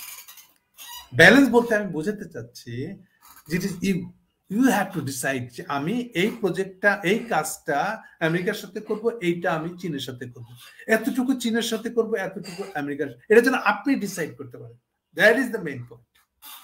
এটা যদি ওরা আপনাকে বাধ্য করে ফেলতে পারে, ওরা যদি আপনার পলিটিক্যাল পার্টিগুলোকে ভাগ করে দেয়, এক একটা দেশের এক একটা পন্থী পার্টি, দেন আপনি ফিনিশ। আমাদের সাউথ ইস্ট এশিয়ার সবগুলো দেশে দেখেন এই প্রবলেম আছে। চীন বাংলাদেশ প্রসঙ্গে তো ভারত প্রসঙ্গ এসেই যায়, ওই জন্য আমি বলতেছি আসুক, এটা আপনি অ্যাভয়েড করতে পারবেন না, আমেরিকান প্রসঙ্গ এসে যাবে। তাহলে কি করতে পারি আমরা? আমি বলছি কোথাও কতটুকু কি করব, এটা আমি ডিসাইড করবো, বাংলাদেশ ঠিক করবে, তাতে আমাদের যে পার্টি ক্ষমতা থাকবে এটা হতে হবে। আমি বলছি আইডিয়ালি এইটা অ্যাচিভ করতে পারলে আমরা আমাদের নিজেদের স্বার্থ রক্ষা করতে পারবো। তাহলে দেখেন আমার কথা শুনে কিন্তু মনে হচ্ছিল যে ও আমি তো বোধহয় চীন আপত্তি, কিন্তু এই যে কথাটা বললাম যে বাংলাদেশে কি হতে হবে, ভারতের সঙ্গে বাংলাদেশের সম্পর্ক বেশ ঘনিষ্ঠ, অন্যদিকে চীনের সঙ্গে ভারতের ভূ রাজনৈতিক দ্বন্দ্ব আছে। তাহলে আসন্ন দিনগুলোতে চীন, ভারত, বাংলাদেশের ত্রিমুখী সম্পর্ক কি হতে যাচ্ছে বলে আপনি মনে করেন? এটা নির্ভর করছে পলিটিক্যাল পার্টিগুলো এটা মেনটেন করতে পারবে কিনা। এই যে ফর্মুলাটা দিলাম আমি, যে আপনাকে ঠিক করতে হবে কিন্তু কার সাথে কি সম্পর্ক, কতটুকু সম্পর্ক রাখবে, এবং পলিটিক্যাল পার্টিগুলোর মধ্যে একটা আন্ডারস্ট্যান্ডিং থাকতে হবে যে আমরা পরস্পর বিরোধ যা কিছু করি না কেন, আমরা চীনপন্থী হয়ে যাব না, আমরা ভারতপন্থী হয়ে যাব না, আমরা আমেরিকাপন্থী হয়ে যাব না। মূল বিষয়টা হলো আমাদের কাজ করতে হবে আমাদের নিয়ন্ত্রণে যেন থাকে, মানে আমি যেন ডিসাইড করতে পারি যে আমি কার সাথে কি প্রজেক্ট করব, এটা হচ্ছে প্রথম কাজ। এই কাজটা যদি না করতে পারি দেন আমরা ভেসে যাব। সেকেন্ড প্রসঙ্গ আসেন, আমি অলরেডি ইন্ডিয়া এসে গেছে প্রসঙ্গটা, এটা ভুল। ইন্ডিয়া আসে নাই, ইন্ডিয়া পরাশক্তি নয়, ইন্ডিয়া ইকোনমিক শক্তিও নয়। ইন্ডিয়া আর একটা দেশকে অর্থ ধার দিতে পারে, ইনফ্রাস্ট্রাকচার ঋণ দিতে পারে, সেরকম দেশ এখনো না। ও নিজেই ইনফ্রাস্ট্রাকচার ঋণ নেয়। তাহলে ইন্ডিয়ার নামটা এসে গেল কোত্থেকে? আমি কিন্তু ইন্ডিয়ার নাম নেই, খেয়াল করেন 3টা দেশের নাম বলেছি যাদের ব্যাপারে খেয়াল রাখতে হবে। তাও শেষে দাঁড় করেছে 2টা, আমেরিকা এবং চীন। রাশিয়াকেও আমি পরাশক্তি হিসেবে গণ্য করতে রাজি না। পরাশক্তি মানে ইকোনমিক পাওয়ার হিসেবে, আজকালকার হিসেবে ইকোনমিক পাওয়ার হিসেবে রাশিয়া ইকোনমিক পাওয়ার না। রাশিয়া ইনফ্রাস্ট্রাকচার লোন দেয় না। এই যে এগুলো হচ্ছে ক্রাইটেরিয়া, কোন দেশ গ্লোবাল লিডার হয়েছে কিনা তার প্রমাণ হলো এটা। সে ইকোনমিক লোন দিতে পারে কি পারে না। আর কেন ইকোনমিক লোনটা ইম্পর্টেন্ট, এটা একটা ছোট্ট এই ফাঁকে একটা অফসাইডিকারা বলে আসি। এই বিষয়টা হয়েছে এই জন্য যে আমরা সবাই ছিলাম 45 সালের আগে, 1945 সালের আগে কলোনিয়াল দেশ, কলোনিয়াল দখল হয়েছিল। এর কারণে আমাদের দেশে যার সারপ্লাস তৈরি করছে আমাদের ইকোনমি, এ সবটা আমাদের এই কলোনি মালিকরা তাদের দেশে নিয়ে গেছে। সো আমরা একটা সাংঘাতিক ক্যাপিটালের ঘাটতির দেশে পরিণত হয়ে গেছে। 200 বছর ধরে যেখানে ক্যাপিটাল পাচার হয়ে গেছে, এই যে ক্যাপিটালের ঘাটতিটা তৈরি হয়েছে, এখন ক্যাপিটাল পাবো কই আমি? এই জন্য ক্যাপিটালের 2টা রূপ আসছে, একটা হচ্ছে ইনফ্রাস্ট্রাকচার আর একটা হচ্ছে direct foreign direct investment, FDI যেটাকে বলে। এই 2 ধরনের লোন আমাদের দরকার। এই জন্য যেই দেশের হাতে এই ক্ষমতাটা থাকছে সে গ্লোবাল লিডার হয়ে যাচ্ছে। সো যদি গ্লোবাল কলোনিয়াল সম্পর্কের ভিতরে আমরা না থাকতাম 45 সালের আগে, পাচার হয়ে না যেত। কারণ স্ট্যান্ডার্ড হিসেবে প্রত্যেক ইকোনমি তার ইকোনমির জন্য যে নতুন পুঁজি লাগে, নতুন যে বিনিয়োগ লাগে, এটা সে নিজেই তৈরি করতে পারে। যদি না সে 200 বছর ধরে শোষিত হয়, ক্যাপিটাল পাচার হয়ে যায়। কেন এরকম যদি না হতো তাহলে আমাদের চীনকে গ্লোবাল লিডার হওয়ার স্টাইলটা বদলে যেত। গ্লোবাল লিডারের এই রূপটা আসছে এই জন্য, সারপ্লাস কার আছে এটা আসছে এই জন্য, যেহেতু একটা কলোনিয়াল শাসনের কারণে আমাদের সবাই আমরা ঘাটতিতে আছে। এই 143টা দেশের মধ্যে 5-7টা বাদ দিলে সবাই ঘাটতিতে আছে। সো আমাদের এই লোনটার দরকার পড়ছে এই জন্য চীন গ্লোবাল লিডার হতে পারতেছে, মানতে বাধ্য হচ্ছে আমরা। তাহলে যেহেতু এই লোনটা আমাদের লাগবে, তাই টাকা আমাদের। সো ওদের কাছ থেকে যেসব ইনফ্লুয়েন্স গুলো আসছে সেগুলোকে কাটানোর বুদ্ধিটা আমাকে বুঝতে হবে। এই বিচারে ইন্ডিয়া কোনো কাউন্টিং এ পড়ে না। সো ইন্ডিয়া নট এ পরাশক্তি, not a global power, not a ধার দেওয়ার দেশ। তার ইকোনমি ওরকম সারপ্লাস তৈরি করার ইকোনমি নয়। ঠিক আছে, কিন্তু 9/11 পরবর্তী সময়ে বলা হচ্ছে যে যুক্তরাষ্ট্র দক্ষিণ এশিয়ায় ভারতকে মানে পুরো দক্ষিণ এশিয়ার মাতবরি করার একমাত্র অধিকার দিয়েছিল ভারতকে। এই অবস্থার কি পরিবর্তন দেখতে পাচ্ছেন? এটা শুরু হয়েছিল তো 7 সাল থেকে, এটা 17 সালের পর থেকে চলে গেছে, কিন্তু আফটার এফেক্টটা রয়ে গেছে। আর একটা হলো হাসিনা যেভাবে ক্ষমতায় ছিল তাতে অলওয়েজ আমেরিকান প্রেশারটা তার হয়ে সামলে দিয়েছে ইন্ডিয়া। এই জন্য ইন্ডিয়ার সেই পুরনো অ্যাজিড যেন পুরনো ক্ষমতাটা আছে, হুইচ ইজ নট ট্রু। আমেরিকানরা সেই ক্ষমতাটা উইথড্র করে নিয়েছে, ইন্ডিয়াকে আর সেই ক্ষমতাটা দিয়ে রাখে না। কিন্তু বারে বারে হাসিনার উপরে যে চাপটা আসছে আমেরিকা, এটাকে সামনে দিয়েছে যেহেতু ইন্ডিয়া, এই জন্য মনে হচ্ছে ওটা কন্টিনিউ করতেছে, যেন ওটা এখনো আছে।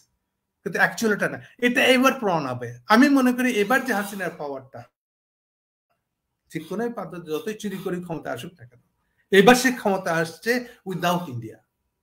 এই কাজে ইন্ডিয়া থেকে কোনো হেল্প করতে পারে নাই, বরং আমেরিকার বিরুদ্ধে লড়াই করে সে আসে, তার হিসাব করে তার লড়াই। এখন এটা অবৈধ লড়াই না বৈধ লড়াই, এগুলো অনেক তর্ক করতে পারি আমরা, আমি ওদিকে যাচ্ছি না। সার কথা হচ্ছে আমেরিকান হাসিনা নিজের মুরতে আমেরিকার বিরোধিতা করে ক্ষমতা আসছে, ফলে এখন এইবার ক্ষমতাটা তারা ইন্ডিয়া ডিপেন্ডেন্ট না, ফলে এখন তার পক্ষে সম্ভব অনেক বেশি চীনের কোলে ঢুকে দেওয়া, এবং এটা মোটেও অসম্ভব না।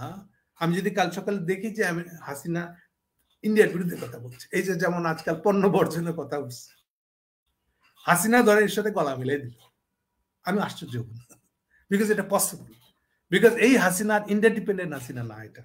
এবারের ইলেকশনের পর থেকে অন্তত তাই বলে, আমার হিসেবে এটা তাই বলে। ফলে সে এটা এই বিরোধিতা সে করবে এই জন্য বিশ্বাসযোগ্য হওয়ার জন্য চীনের কাছে, কারণ চীনের কাছে পরীক্ষা দিতে হবে তো তাকে। এখনকার অবস্থাটা হলো চীনের মন জোগাতে হবে তাকে, আদারওয়াইজ লোনটা সে পাবে না। আগে যেমন উল্টোটা ছিল, সে বার্গেনিং করতো, না আমি এখন দিতে পারবো না, আমার ইন্ডিয়ার চাপ আছে বা ইন্ডিয়ার কনসার্ন আছে, ওটাও আমাকে দেখতে হয়, ফলে আমি এখন আপনাকে অমুক প্রজেক্ট দিতে পারছি না। এগুলো হাসিনা বলতে পারে, বলেছে আগে। কিন্তু এখন এবারে ইলেকশনের পর থেকে হাসিনাকে এখন বলতে হবে যে হুজুর আল্লাহ, এবার দেখেন আমি আসছি, আমি কিন্তু আর ইন্ডিয়ার সাথে নাই, আমাকে বিশ্বাস করেন। হাসিনাকে এখন বিশ্বাস করাতে হবে উল্টা, যেটাকে আমরা তেল মারা বলি, এরকম একদম এরকম ভাবে তাকে মন জুগিয়ে তাকে রাজি করাতে হবে। আর মন জোগানোটা খারাপ, কিন্তু একটা খারাপ এই অর্থে চীনা যেই প্রজেক্ট চাইবে আমাদেরকে তাই দিতে হবে, কারণ আমাদের ক্রাইসিসটা খুব ডিপার ক্রাইসিস।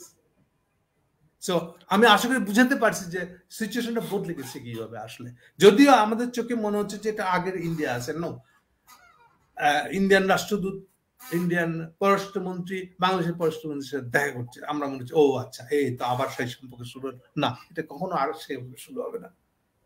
ভবিষ্যতে কি তাহলে আপনি এমন কোন সম্ভাবনাই দেখছেন না যে চীন ও ভারত একসাথে অর্থনৈতিক প্রশ্নে কাজ করবে? না, ইন্ডিয়া তো আমার হিসাবে আমি তো ইন্ডিয়াকে কাউন্ট করতে রাজি নাই। অর্থনৈতিক অর্থে ইন্ডিয়া কোনো পাওয়ারই না বাংলাদেশের কাছে। আর পলিটিক্যাল অর্থে এই যে বললাম, এখন এবারকার হাসিনাটা ইন্ডিপেন্ডেন্ট অফ ইন্ডিয়া, যে তাকে এখন আমেরিকা ঠেকানোর জন্য চীনের ইন্ডিয়ার হেল্প নিয়ে আমেরিকা ঠেকাতে হবে না, এভাবে সে ক্ষমতা আসে নাই। বরং উল্টাটা, আমেরিকা কি করে নিজেকে সামলাবে বাইডেনের চাপ থেকে, ওটা এখন মোদির নিজের মাথা ব্যথা। কিন্তু আপনি সর্বশেষ ইয়েদের নিয়ে, শিখদের নিয়ে যা কিছু ঘটেছে ওগুলো তো দেখছেন আপনি, এই সমস্যাটা মিটাই মারাত্মক হয়ে আছে। তো এটা আমি ওদিকে যেতে যাচ্ছি না এখন প্রসঙ্গ হিসেবে। তাহলে মূল বিষয়টা হচ্ছে যে এখনকার আমার বিচারে এখনকার হাসিনা ইন্ডিয়া ডিপেন্ডেন্ট না। এখন কর্মীদের পালায় যেতে হবে কখনো যদি হয়, ওই জন্য একটা রুটিন সম্পর্ক তো থাকবে, কিন্তু এটা কোনোভাবে ডিপেন্ডেন্ট সম্পর্ক বলতে যা বোঝায় তা না। সো ইন্ডিয়াকে আমি যে কাউন্ট করছি না, তাহলে মূল আমার যে টাকা লাগবে, ডলার লাগবে, এর জন্য আমার কাছে যে চীনকে লাগবে, এই চীন আমি চাই যে ও আমার সঙ্গে খুব ভালো সম্পর্ক খাতির করি। আচ্ছা, এই জন্য এবার পসিবল কি হবে এটা আমরা জানি না। আমি মনে করি এটা উইদিন এ মান্থ মান্থে যদি 10-11 তারিখে সরকার গঠন হয়েছে যদি হিসাব করি, তাহলে আগামী 11 তারিখের ফেব্রুয়ারির মধ্যে আমরা এগুলো বিষয়ে দেখবো, ডেভেলপমেন্ট তৈরি হয়েছে দেখতে পাবো। তখনই আপনার ইকোনমিক পরিস্থিতি যে মুখ্য জিনিস এই সরকারের জন্য, এটি যে মেইন ক্রাইসিস বাংলাদেশের জন্য, যেটা ফেল করলে আমরা এটা দুর্ভিক্ষের জায়গায় পড়ে যাবো। কিন্তু এটা খুব হালকা পাতলা কোনো আচ্ছা কোথায় অর্থনীতি কি হয়েছে, আমরা ভাই ছাপোষা মানুষ বুঝি না, আমাদের এগুলো না বুঝলেও চলবে, এইটা না জিনিসটা, যেটা সরাসরি আপনার সরাসরি নিজেকে আঘাত করবে। কারণ খেয়াল করবেন, একদিনে 5 টাকা 1 কেজি চালের দাম বাড়ছে। এবার শীত উঠছে, কোনো সবজি, কোনো এগ্রিকারিয়ান প্রোডাক্টের দাম কমে নাই। এটা আনলাইক বাংলাদেশে কখনো এটা হয় নাই। আপনার জ্বালানির ক্রাইসিস বাড়ছে তো বাড়ছে, সার কারখানা বন্ধ করেছে, এদিকে বড়োর সময় আসছে আপনাকে সার দিতে হবে না, আবার বড় মানে কিন্তু ডিজেল আমদানি করতে হবে বেশি করে, এগুলোর জন্য আবার ডলার লাগবে। তাহলে আমাকে এই ফেজটা পার হতে হবে। সবাই বলতেছে এবারকার ঈদ রমজান মাসটা শুরু হবে ক্রাইসিস দিয়ে, সবাই অনুমান করছে এমনি রমজান মাস শুরু হবে বোধহয় মার্চের মাঝামাঝি সময় থেকে। সো সেই সময় থেকে ক্রাইসিসটা তুলে উঠবে, ইকোনমিক ক্রাইসিসটা তুলে উঠবে। ফলে এর আগে আমাদেরকে বহু কিছু করে ফেলতে হবে যদি মানুষকে কষ্ট দিতে চাই না, সার্ভাইভ করতে পারি যদি আমরা, তাহলে এই দিকে আমাদের মনোযোগ দিতে হবে আসলে। এবং এই জায়গায় না আমেরিকা কোনো হেল্প করতে পারবে, না ইন্ডিয়া কোনো হেল্প করার মতন যোগ্য দেশ। ফলে এই দুটো কোনোটাকে আমি কাউন্ট করছি আসলে। রাশিয়াকেও না, কারণ রাশিয়া এগুলো দান দান করার কেউ না, ঋণ দেওয়ারও কেউ না আসলে। সো অনলি হলো এই জন্য চাইনিজদের ওজন এখন, চাইনিজদের আমাদের সাথে ডিকটেট করা, আমাদের সাথে সম্পর্ক করাটা চাইনিজের মুখে আসলে ওর ইচ্ছা। আর আমাদের খালি হুজুর আল্লাহ যদি ভালো সম্পর্ক রাখেন আমরা খুশি হই। আচ্ছা কি চান বলেন, আমরা দেখি দিতে পারি কিনা, এগুলো হবে আমাদের টোন এখন। তাহলে দুটো প্রশ্নের উত্তর দিলাম আপনাকে আমি। পলিটিক্যাল পার্টির করণীয় কি? আমি বলেছি কখনোই যেন এইগুলো না করে। যে আওয়ামী লীগ হলো চীনাপন্থী, তাহলে আমেরিকা চলে গেল, বিএনপি চলে গেল, তাহলে আমরা আমেরিকাপন্থী। এটা আত্মঘাতী হবে, এটা করা যাবে না। আমাদের হাতে কন্ট্রোলটা আমাদের হাতে রাখতে হবে। কাকে কি দিব, কার সাথে কোন কি বিষয়ে ব্যবসা করবো, কি বিষয়ে করবো না, কতটুকু বেশি যাব না, এটা যেন কন্ট্রোল করতে পারি আমরা। আর দুই হলো আমাদেরকে এখন এই চীনা ডিপেন্ডেন্ট হওয়া ছাড়া আর তো আমি বিকল্প দেখছি না। কিন্তু এগুলো দৃশ্যমান হবে উইদিন এ মান্থ, আমি বারে বারে করতেছি। ম্যাপের উত্তর দিক থেকে এবার আমরা দক্ষিণ পূর্ব দিকে একটু যাই, অর্থাৎ মায়ানমারের প্রসঙ্গে কিছু কথা জানতে চাচ্ছি। মায়ানমারের সংঘাতপূর্ণ পরিস্থিতিতে চীনের কতদূর নিয়ন্ত্রণ আছে বলে আপনি মনে করছেন? আগে মনে হচ্ছিল, যেমন ধরেন যে সর্বশেষ আপনি জানেন যে মায়ানমারের অন্তত বিদ্রোহী গ্রুপ আছে বোধ হয় 10টা 11টা, যারা সশস্ত্র বিদ্রোহী, যারা মূল সরকারকে মানে না, প্রায় তারা নিজে নিজে বার্মার ভিতরে ভূখণ্ড দখল করে রাখছে, কন্ট্রোল করে তারা নিজেরাই। এবং এদের প্রত্যেকের সাথে বর্ডার আছে, বিশেষ করে থাইল্যান্ডের বা সরাসরি চীনের। এই চীনা বর্ডার দিয়ে তারা তাদের অস্ত্র পায়। একটা মজার সিমটম বার্মার হলো, চীন হলো এমন একটা রাষ্ট্র যে বার্মার সরকারের মিলিটারি গভর্নমেন্টের বিরোধী যারা, এই যে বললাম 10টা 11টা যদি না বলি, টপ যদি 5টা বলি, 5টা বিদ্রোহী গ্রুপ, 5 ধরনের, কিন্তু এগুলো ন্যাশনালিটিস। এগুলো কিন্তু বিদ্রোহগুলা না নানান স্বার্থের কারণে বিদ্রোহ গ্রুপ হয়েছে এরকম না, এগুলো কিন্তু ন্যাশনালিটিস। এদের সাথে মূল যে বার্মার সবচেয়ে ডোমিনেটিং যে ন্যাশনালিটি হলো বর্মি যারা, এই বর্মি জাতের সাথে বাকিদের ঝগড়া, ছোট ছোট তারই টপ 5টা বিদ্রোহ গোষ্ঠী আছে। সো এক্সেপশনাল হলো, হাইলি এক্সেপশনাল, যে একই চাইনা এই মিলিটারি গভর্নমেন্টের সাথে যে সম্পর্ক, একই সাথে এই 5টার সাথে সম্পর্ক। এই 5টা বিদ্রোহী গ্রুপ যে অস্ত্র পায়, তাও চীনা অস্ত্র। এটা বড় অদ্ভুত না যে একই সঙ্গে মূল সরকারটার সাথেও চীনাদের সম্পর্ক খাতির ডিপেন্ডেন্ট, একই সঙ্গে বিদ্রোহ গ্রুপগুলো ডিপেন্ডেন্ট। এই ঘটনাটা বহু পুরনো ঘটনা। কেন হয়েছে, কি হয়েছে, এদিকে আমি এখন যাচ্ছি না। এই পরিস্থিতিতে একদিন ধরে বাইডেনের পলিসি বাংলাদেশ কেন্দ্রিক, বিশেষ করে বাংলাদেশের যে হাসিনাকে সরানো, একটা আমেরিকা প্রভাবিত সরকার নিয়ে আসা, হাসিনাকে সরিয়ে, এগুলোর গল্পে আমরা এত মশগুল হয়ে গেছিলাম। ফলে আমেরিকানদের যে দুটো পলিসি ছিল সেগুলো নিয়ে আমরা অনেক আস্থা রেখেছি। আমি অনেক কথা বলেছি, প্ল্যানগুলো আমরা বুঝতাম। আমেরিকানদের সবচেয়ে বড় প্ল্যান হলো ওখান থেকে প্রথম কথা হলো তার মিলিটারি গভর্নমেন্টকে ফেলে দিবে, ফেলে দেওয়ার পরে এই প্রদেশগুলোকে কোনটা তাদের পছন্দসই জেনারেলকে দিয়ে ক্ষমতা বসায় নিবে। বসায় নেওয়ার পরে এই যে যারা রাখাইন প্রদেশটাকে বাংলাদেশ থেকে জুড়ে দিতে চাইবে, এইটা আমি মনে করি কখনো সম্ভব হবে না, as long as UN is there. কারণ ইউএন এর আইন অনুযায়ী যত ছোটই হোক কোন দেশকে আরেকটা দেশ দখল করতে পারে না। আমরা সাদ্দামকে দিয়ে দেখছি, এক কুয়েত দখল করে তার খেসারতে সাদ্দামকে জীবন দিয়ে দিতে হচ্ছে। অরিজিন কি? অরিজিনটা হচ্ছে যে সে কুয়েতকে খুব ছোট্ট একটা দেশ মনে করে দখল করে দিচ্ছে। ও যদি বোকা না হয়ে, যদি ইন্ডিয়ানের মতন যেটা বলে যে ধান্দাল টাইপের লোক হতো, তাহলে সে বলতো যে না না না, আমি তো কুয়েত দখল করি না, খালি কুয়েতের সাথে আমাদের একটা বর্ডার বিতর্ক আছে, ল্যাঙ্গুয়েজটা বদলে দিত। আমি কুয়েত দখল করছি এই কথা বলেই সে বিরোধ করছে। ফলে কি হয়েছে, প্রত্যেকটা ছোট দেশ যখন ইউএন এর রেজলিউশন নিতে এসেছে, প্রত্যেকটা ছোট দেশ সাদ্দামকে দোষারোপ করছে। কেন? কারণ প্রত্যেকটা ছোট দেশ ভীত তার পাশের বড় দেশটাকে দিয়ে। ফলে সে অবভিয়াসলি কারো দেশ দখল করার বিরুদ্ধে। সো এই হচ্ছে বটম লাইন। তাহলে এই পরিস্থিতিতে আমরা কি করে রাখাইন প্রদেশকে বাংলাদেশের সাথে যুক্ত করে নেবো? এটা সম্ভব? অসম্ভব। এনিওয়ে, তবু এটা ছিল আমেরিকানদের পলিসি। এগুলো মেলা মেলা আমেরিকান পলিসি সিদ্ধান্ত ছিল। চীনারা চুপ করে বসেছিল, কিছু বলে নাই। লাস্টে কি করলো? খুব সম্ভবত তাদের টাইমিংটা ছিল, যদি বাংলাদেশের হাসিনা গভর্নমেন্ট পড়ে যায় তাহলে তো আমেরিকানরা অ্যাগ্রেসিভলি বার্মা পলিসি বাস্তবায়নের জন্য আগে দেবে। এটা চিন্তা করে সম্ভবত চাইনিজদের টাইমিংটা হচ্ছিল। এই জন্য চাইনিজ টাইমিং অনুযায়ী তারা করলো কি, এই ইয়েগুলা মানে বিচ্ছিন্ন যে 5 থেকে 8টা বা 11টা যেটা বলছি, তাদেরকে দিয়ে স্ব এলাকাটা জেনারেল থেকে পরাজিত করে দখল করে ফেলছে। এটা অদ্ভুত না? সে আমরা এখন কি করলো, সেন্ট্রাল গভর্নমেন্টটাও ইম্পর্টেন্ট, ও জানছে যে এটাকে আমেরিকানরা ফেলে দিবে, সেও এটার উপর ডিপেন্ড করলো না, সে ডিপেন্ডেন্সিতে চলে গেল এই বিচ্ছিন্ন গ্রুপগুলোর উপরে। তাদেরকে দিয়ে স্ব এলাকা মেইন বার্মা সরকারের আর্মি গুলোকে খেতে দিচ্ছে, তারা সারেন্ডার করছে, নইলে পালাচ্ছে, ইন্ডিয়া ঢুকে গিয়ে সারেন্ডার করে বসে আছে। সো পুরো সিচুয়েশনের ভারসাম্যটা চলে যাচ্ছে চাইনিজের হাতে কন্ট্রোলে, আর মূল সরকারটাকে ফেলে দিয়ে এই প্রাদেশিক সরকারগুলোকে তারা সাপোর্ট আরো বেশি করে করছে। পুরো কন্ট্রোলটা এরকম ভাবে চাইনিজের অনেক বেশি। এখন এই পরিস্থিতি আমেরিকানরা না পেলে, ভারতের প্রসঙ্গে বলছিলেন, তাই আপনাকে একটা প্রশ্ন আসছি। ভারতের প্রসঙ্গটা হচ্ছে যে এমনি তার উভয় সংকট। একদিকে যদি আমেরিকানরা তাদের বার্মা পলিসি বাস্তবায়ন করে, এটা ইন্ডিয়ার হজম হবে না। ইন্ডিয়া এটাকে ব্যাখ্যা করে এভাবে যে, মনে করেন একটা 7 তলার বাড়ির পাশে একটা বস্তি,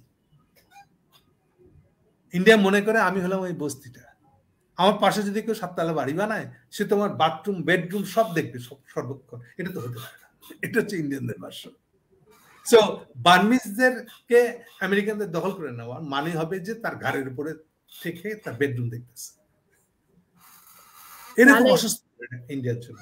সো আমেরিকানদের আগমনটা ইন্ডিয়াদের কোনোভাবে কাম্য না। আবার চীনারা আরো বেশি এখন যেটা করেছে এটাও কাম্য না।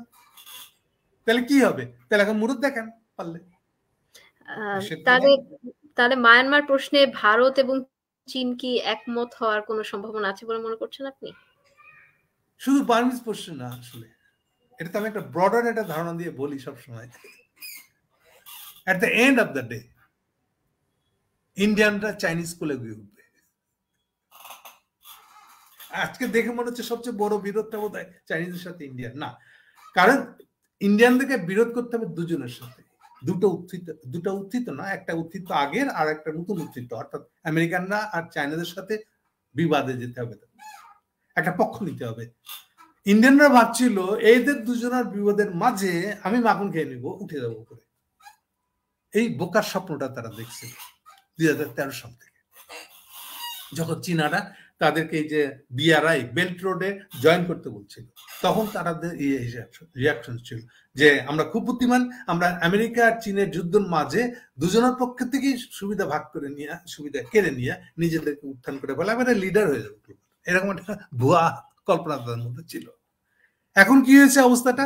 এখন ওগুলো তো দূরের কথা, আমেরিকানদের চাপ চীনা আছেই, এবার নয়া আমেরিকান চাপ যদি আসে, এইটা বার্মা কেন্দ্রিক করেই কেন্দ্র হয়ে দেখেন না কেন, আলটিমেটলি একটা এক্সট্রিম জায়গায় চলে গেলে চীন কি করবে, ইন্ডিয়া কি করবে? ও সোজাই চাইনিজের সাথে ডিল করবে, কারণ শেষ বিচারে ওরও তো আবার লাগবে, ফান্ড লাগবে। তো আমি কেন গ্লোবাল লিডার মানে ইকোনমিক লিডার কথাটা বলছি, এই জন্য বুঝেন।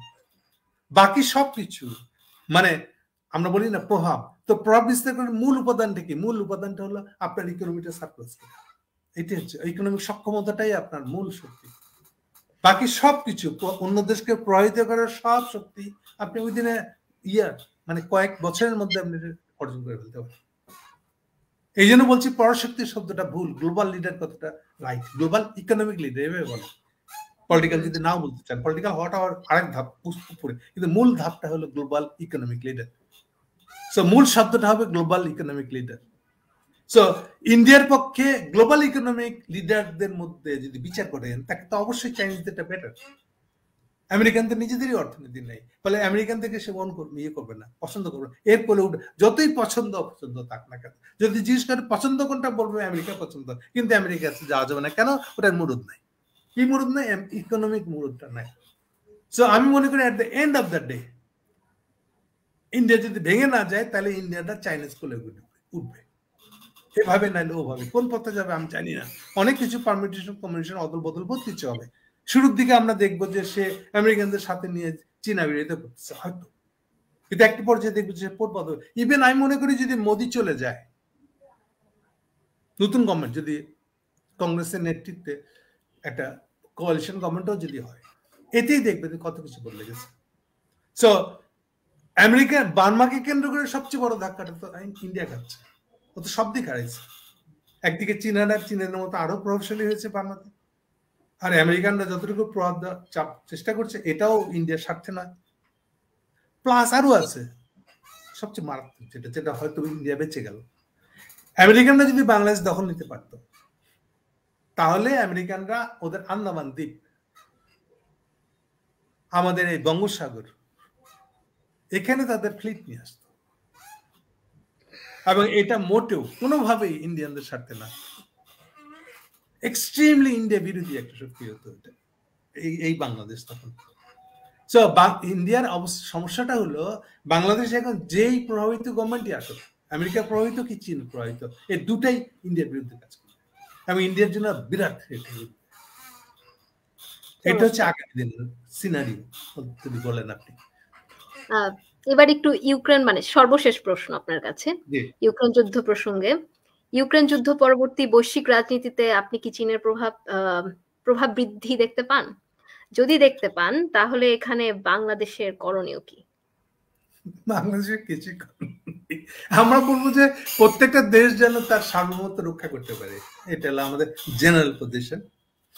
অনেকটা হাসিনার ওই কথার মতন, আমরা কারোর সঙ্গে যুদ্ধ করতে চাই না, অর্থাৎ আমরা ডিপ্লোম্যাটিক্যালি অ্যাক্টিভ থাকতে চাই।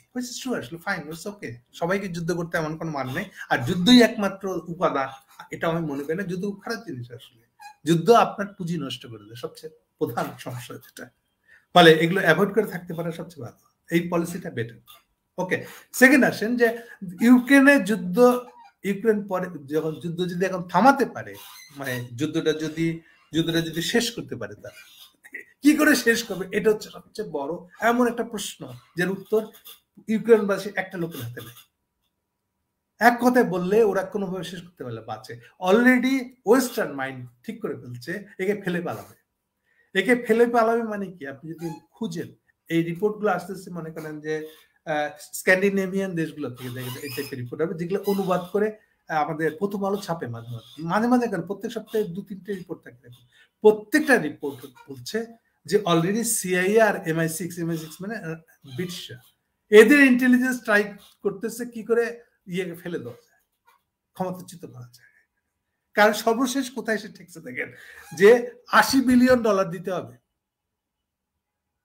আমেরিকাকে, আর ইউরোপিয়ান ইউনিয়নের কাছে চাইছে ওরা 44 বিলিয়ন। এই 44 বিলিয়নটা ঠিকই ঠেকাই দিচ্ছে ইতালি। বলা হচ্ছে ইতালির গভর্নমেন্ট এখন নাকি ফার রাইটিস্ট গভর্নমেন্ট, এই জন্য বিরোধিতা করছে। Plain and simple. এই প্রত্যেকটা অর্থ তাদের স্ব দেশের নাগরিকের কষ্টের উপরে দাঁড়ানো অর্থ। ফলে এই অর্থ দিয়ে দিলে আর কত দিবে, তার 2 বছরের বেশি, 2 বছর হবে, ফেব্রুয়ারিতে আসলে 2 বছর পার হবে, আর কত তারা বিয়ে করবে। এবং এর প্রত্যেকটা government, British government, German, French, কেউ এই ম্যাক্রো ট্যাক্রো কেউ সেকেন্ড টাইম জিতবে তারা ভোটে, এটা প্রায় অসম্ভব। কারণ তাদের পাবলিক কাছে এই পরিমাণ অর্থ চুষে নিয়ে এই যুদ্ধের খরচ জোগাড় রয়েছে। এটা স্টুপিডিটি যে এই যুদ্ধের প্রত্যেকটা সৈনিকের বেতন প্লাস প্রত্যেকটা আমলার বেতন দিতে হচ্ছে আমেরিকাকে। আচ্ছা, এটা কোনো একটা যুদ্ধ হলো? আমেরিকান এমন কি ইন্টারেস্ট আছে যে এইটা বিয়ার, এবং এই জন্য সে আবার গ্লোবাল মার্কেট থেকে ধার করতেছে। তার অলরেডি ধার হয়েছে $34 ট্রিলিয়ন। আমেরিকানদের ধার হয়েছে 34 ট্রিলিয়ন।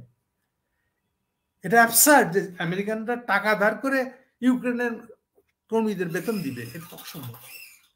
সবাই উৎপেতে আছে কিভাবে আমেরিকান ইলেকশনটার আগে অন্তত, এখনই যদি নাও পারি, ইউক্রেন যুদ্ধটা শেষ করা যায়। আর রাশিয়া উৎপেতে আছে যে এটা যখনই সিমটম গুলো দেখবো আমি, দেন আমি আবার পুরোটা দখল করে নেবো। সো আমি উইনিং ডিক্লেয়ার করবো আমি। চীনারা এখানে ফ্যাক্টরটা কি? চীনা ফ্যাক্টরটা হচ্ছে সে দূরে দাঁড়িয়ে সবকিছু সে দেখে, কন্ট্রোল করে, পরামর্শ দেয়, কিন্তু নিজে ইনভলভ হবে না। এটা হচ্ছে চীনা পলিসি। চীনা কোথাও কোনো যুদ্ধে পার্টিসিপেট করে না এখন পর্যন্ত। খেয়াল করে দেখেন, চীনাদের নিজের ফরেন পলিসি অত্যন্ত স্ট্রং, অত্যন্ত ওয়েল স্টাডিড এবং একটা পরিকল্পিত পররাষ্ট্রনীতি বলতে যাবো না, ওখানে তো পররাষ্ট্রনীতি অনেকেরই থাকতে পারে, কিন্তু দেখা গেল যে মরুদ নাই, তার ফাইন্যান্সিয়াল সামর্থ্য নাই, এই জন্য এটা কাজে লাগে নাই। চীনেদের এটা আছে, এই জন্য চীনেদের এই পরিকল্পিত ফরেন পলিসিটা, মানে হঠাৎ করে কোনো কিছু করেন না, যা করবে পরিকল্পিত ভাবে আছে। সো এই পরিকল্পিত ভাবে যেটা করছে, এই জন্য সে কোথাও দেখে। ইউক্রেনের যুদ্ধের প্রধান পরিকল্পনা আমেরিকার ছিল এইটাই যে যেহেতু রাশিয়ানরা যাবে, ফলে চীন নিশ্চয়ই তাকে উদ্ধারের জন্য যুদ্ধের ইনভলভ হয়ে যাবে। কিন্তু না, চীনারা এত বোকা না, চীনারা যুদ্ধে ইনভলভ হয় না, কিন্তু আবার পিছন থেকে সবটাতে আছে। রাশিয়ার যত তেল কিনে নিয়ে অন্য দেশকে দেওয়া হয়েছে, প্লাস আমেরিকা চীন নিজে ব্যয় করেছে, সেই তেলটা তো রাশিয়ান তেল। আর এমনিতেই রাশিয়ার সঙ্গে চীনাদের 25 বছরের চুক্তি আছে তেল কেনা। 25 বছরের তেল কেনার চুক্তি দুইটা দেশের সাথে আছে, একটা রাশিয়ার সাথে আর একটা ইরানের সাথে। তো ইরান বোকার মতন ওই সক্ষমতাটা নিয়ে গিয়ে দেখেন যুদ্ধে লাগাই দিয়ে কি ঝামেলা করে দিল নিজেকে। ইরান কমপ্লিটলি লস করছে, বিরাট ক্ষতি করছে, আত্মঘাতী। মানে আমি ক্ষমতা পেয়েছি বলে আশেপাশে যত দেশ আছে সব থেকে যুদ্ধ লাগাই দেবো, এই আক্কেলটা যারা হয় নাই, এই ইরান টিকবে না। এটা বিঠার ধাক্কা আসলো, যে সুযোগটা আসছিল তার চায়নাদের হেল্পের কারণে, এটাকে সে অ্যাবিউজ করে ফেলছে।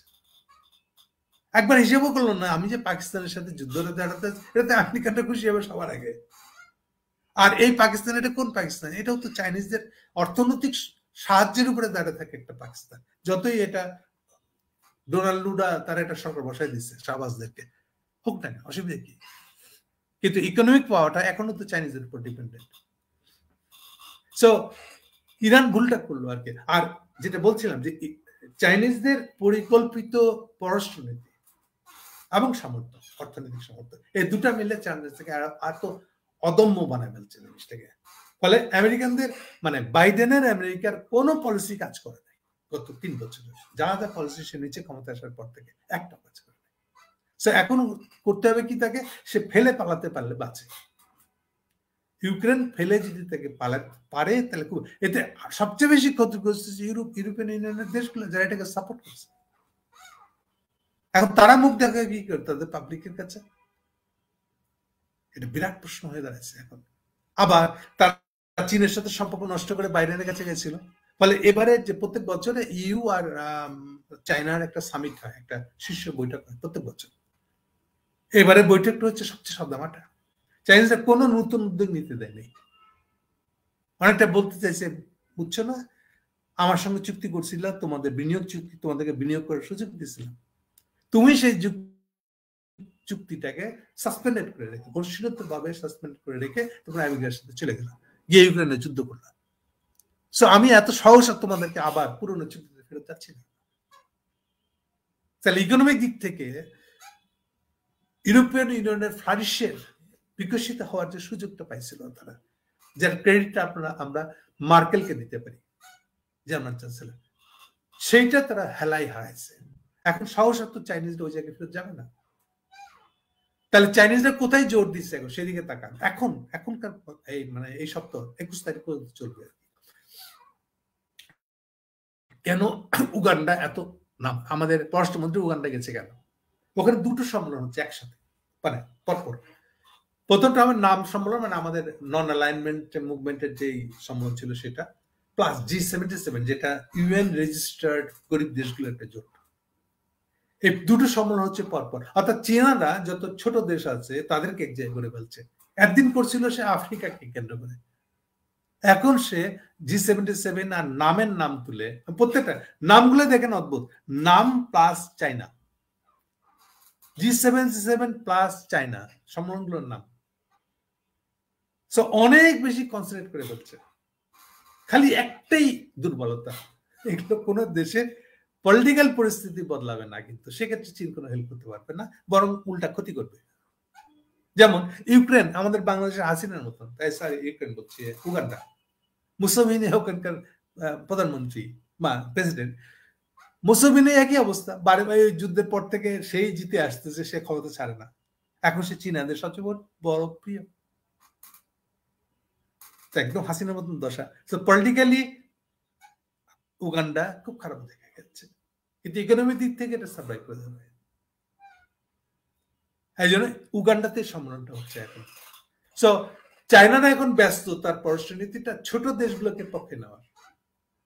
ওদিকে আর একটা একই সম্মেলন, এই পররাষ্ট্রমন্ত্রীর সম্মেলনটা হয়েছিল কিউবাতে, এই G7 এই একই সম্মেলন, পররাষ্ট্র মন্ত্রণালয়ের সম্মেলনটা হয়েছিল কিউবাতে, ওইটারই এখন শীর্ষ সম্মেলনটা হচ্ছে এখানে। তার মানে চীনারা এখন ব্যস্ত গ্লোবালি ছোট দেশগুলোকে অর্গানাইজ করে নিজের পক্ষে নিতে। সেম মিডল ইস্টে কি হয়েছে আপনারা দেখেছেন, মানে সৌদি আরব আর ইরান দুইটাকেই সে বগল দাবা করে একই জায়গায় নিয়ে আসছে, আপ টু আমাদের এরদোগান। তাহলে গ্লোবালি চীনা পররাষ্ট্রনীতি কিভাবে আগে গেছে ওই দিকটা খেয়াল করে, কম্পেয়ার টু বাইডেনের আমেরিকা কিভাবে লুজ করছে সবকিছু, এবং কোনো পলিসি তার কাজ করলো না 3 বছরে যা যা কিছু সে চিন্তা করেছিল। এই ধন্যবাদ গৌতম দাস আজকের আপনার চমৎকার আলোচনার জন্য। আমাদের ইতিমধ্যে প্রায় 1.5 ঘন্টা সময় হয়ে গিয়েছে। আজকের মতো আমরা এখানেই আলোচনার সমাপ্তি ঘোষণা করছি। ঠিক আছে, ধন্যবাদ। Thank you. আজকের সকল দর্শককে ধন্যবাদ আমাদের আলোচনা মনোযোগের সাথে শুনবার জন্য। সকলকে ধন্যবাদ। আশা করছি আগামী টকে আবার দেখা হচ্ছে। ধন্যবাদ।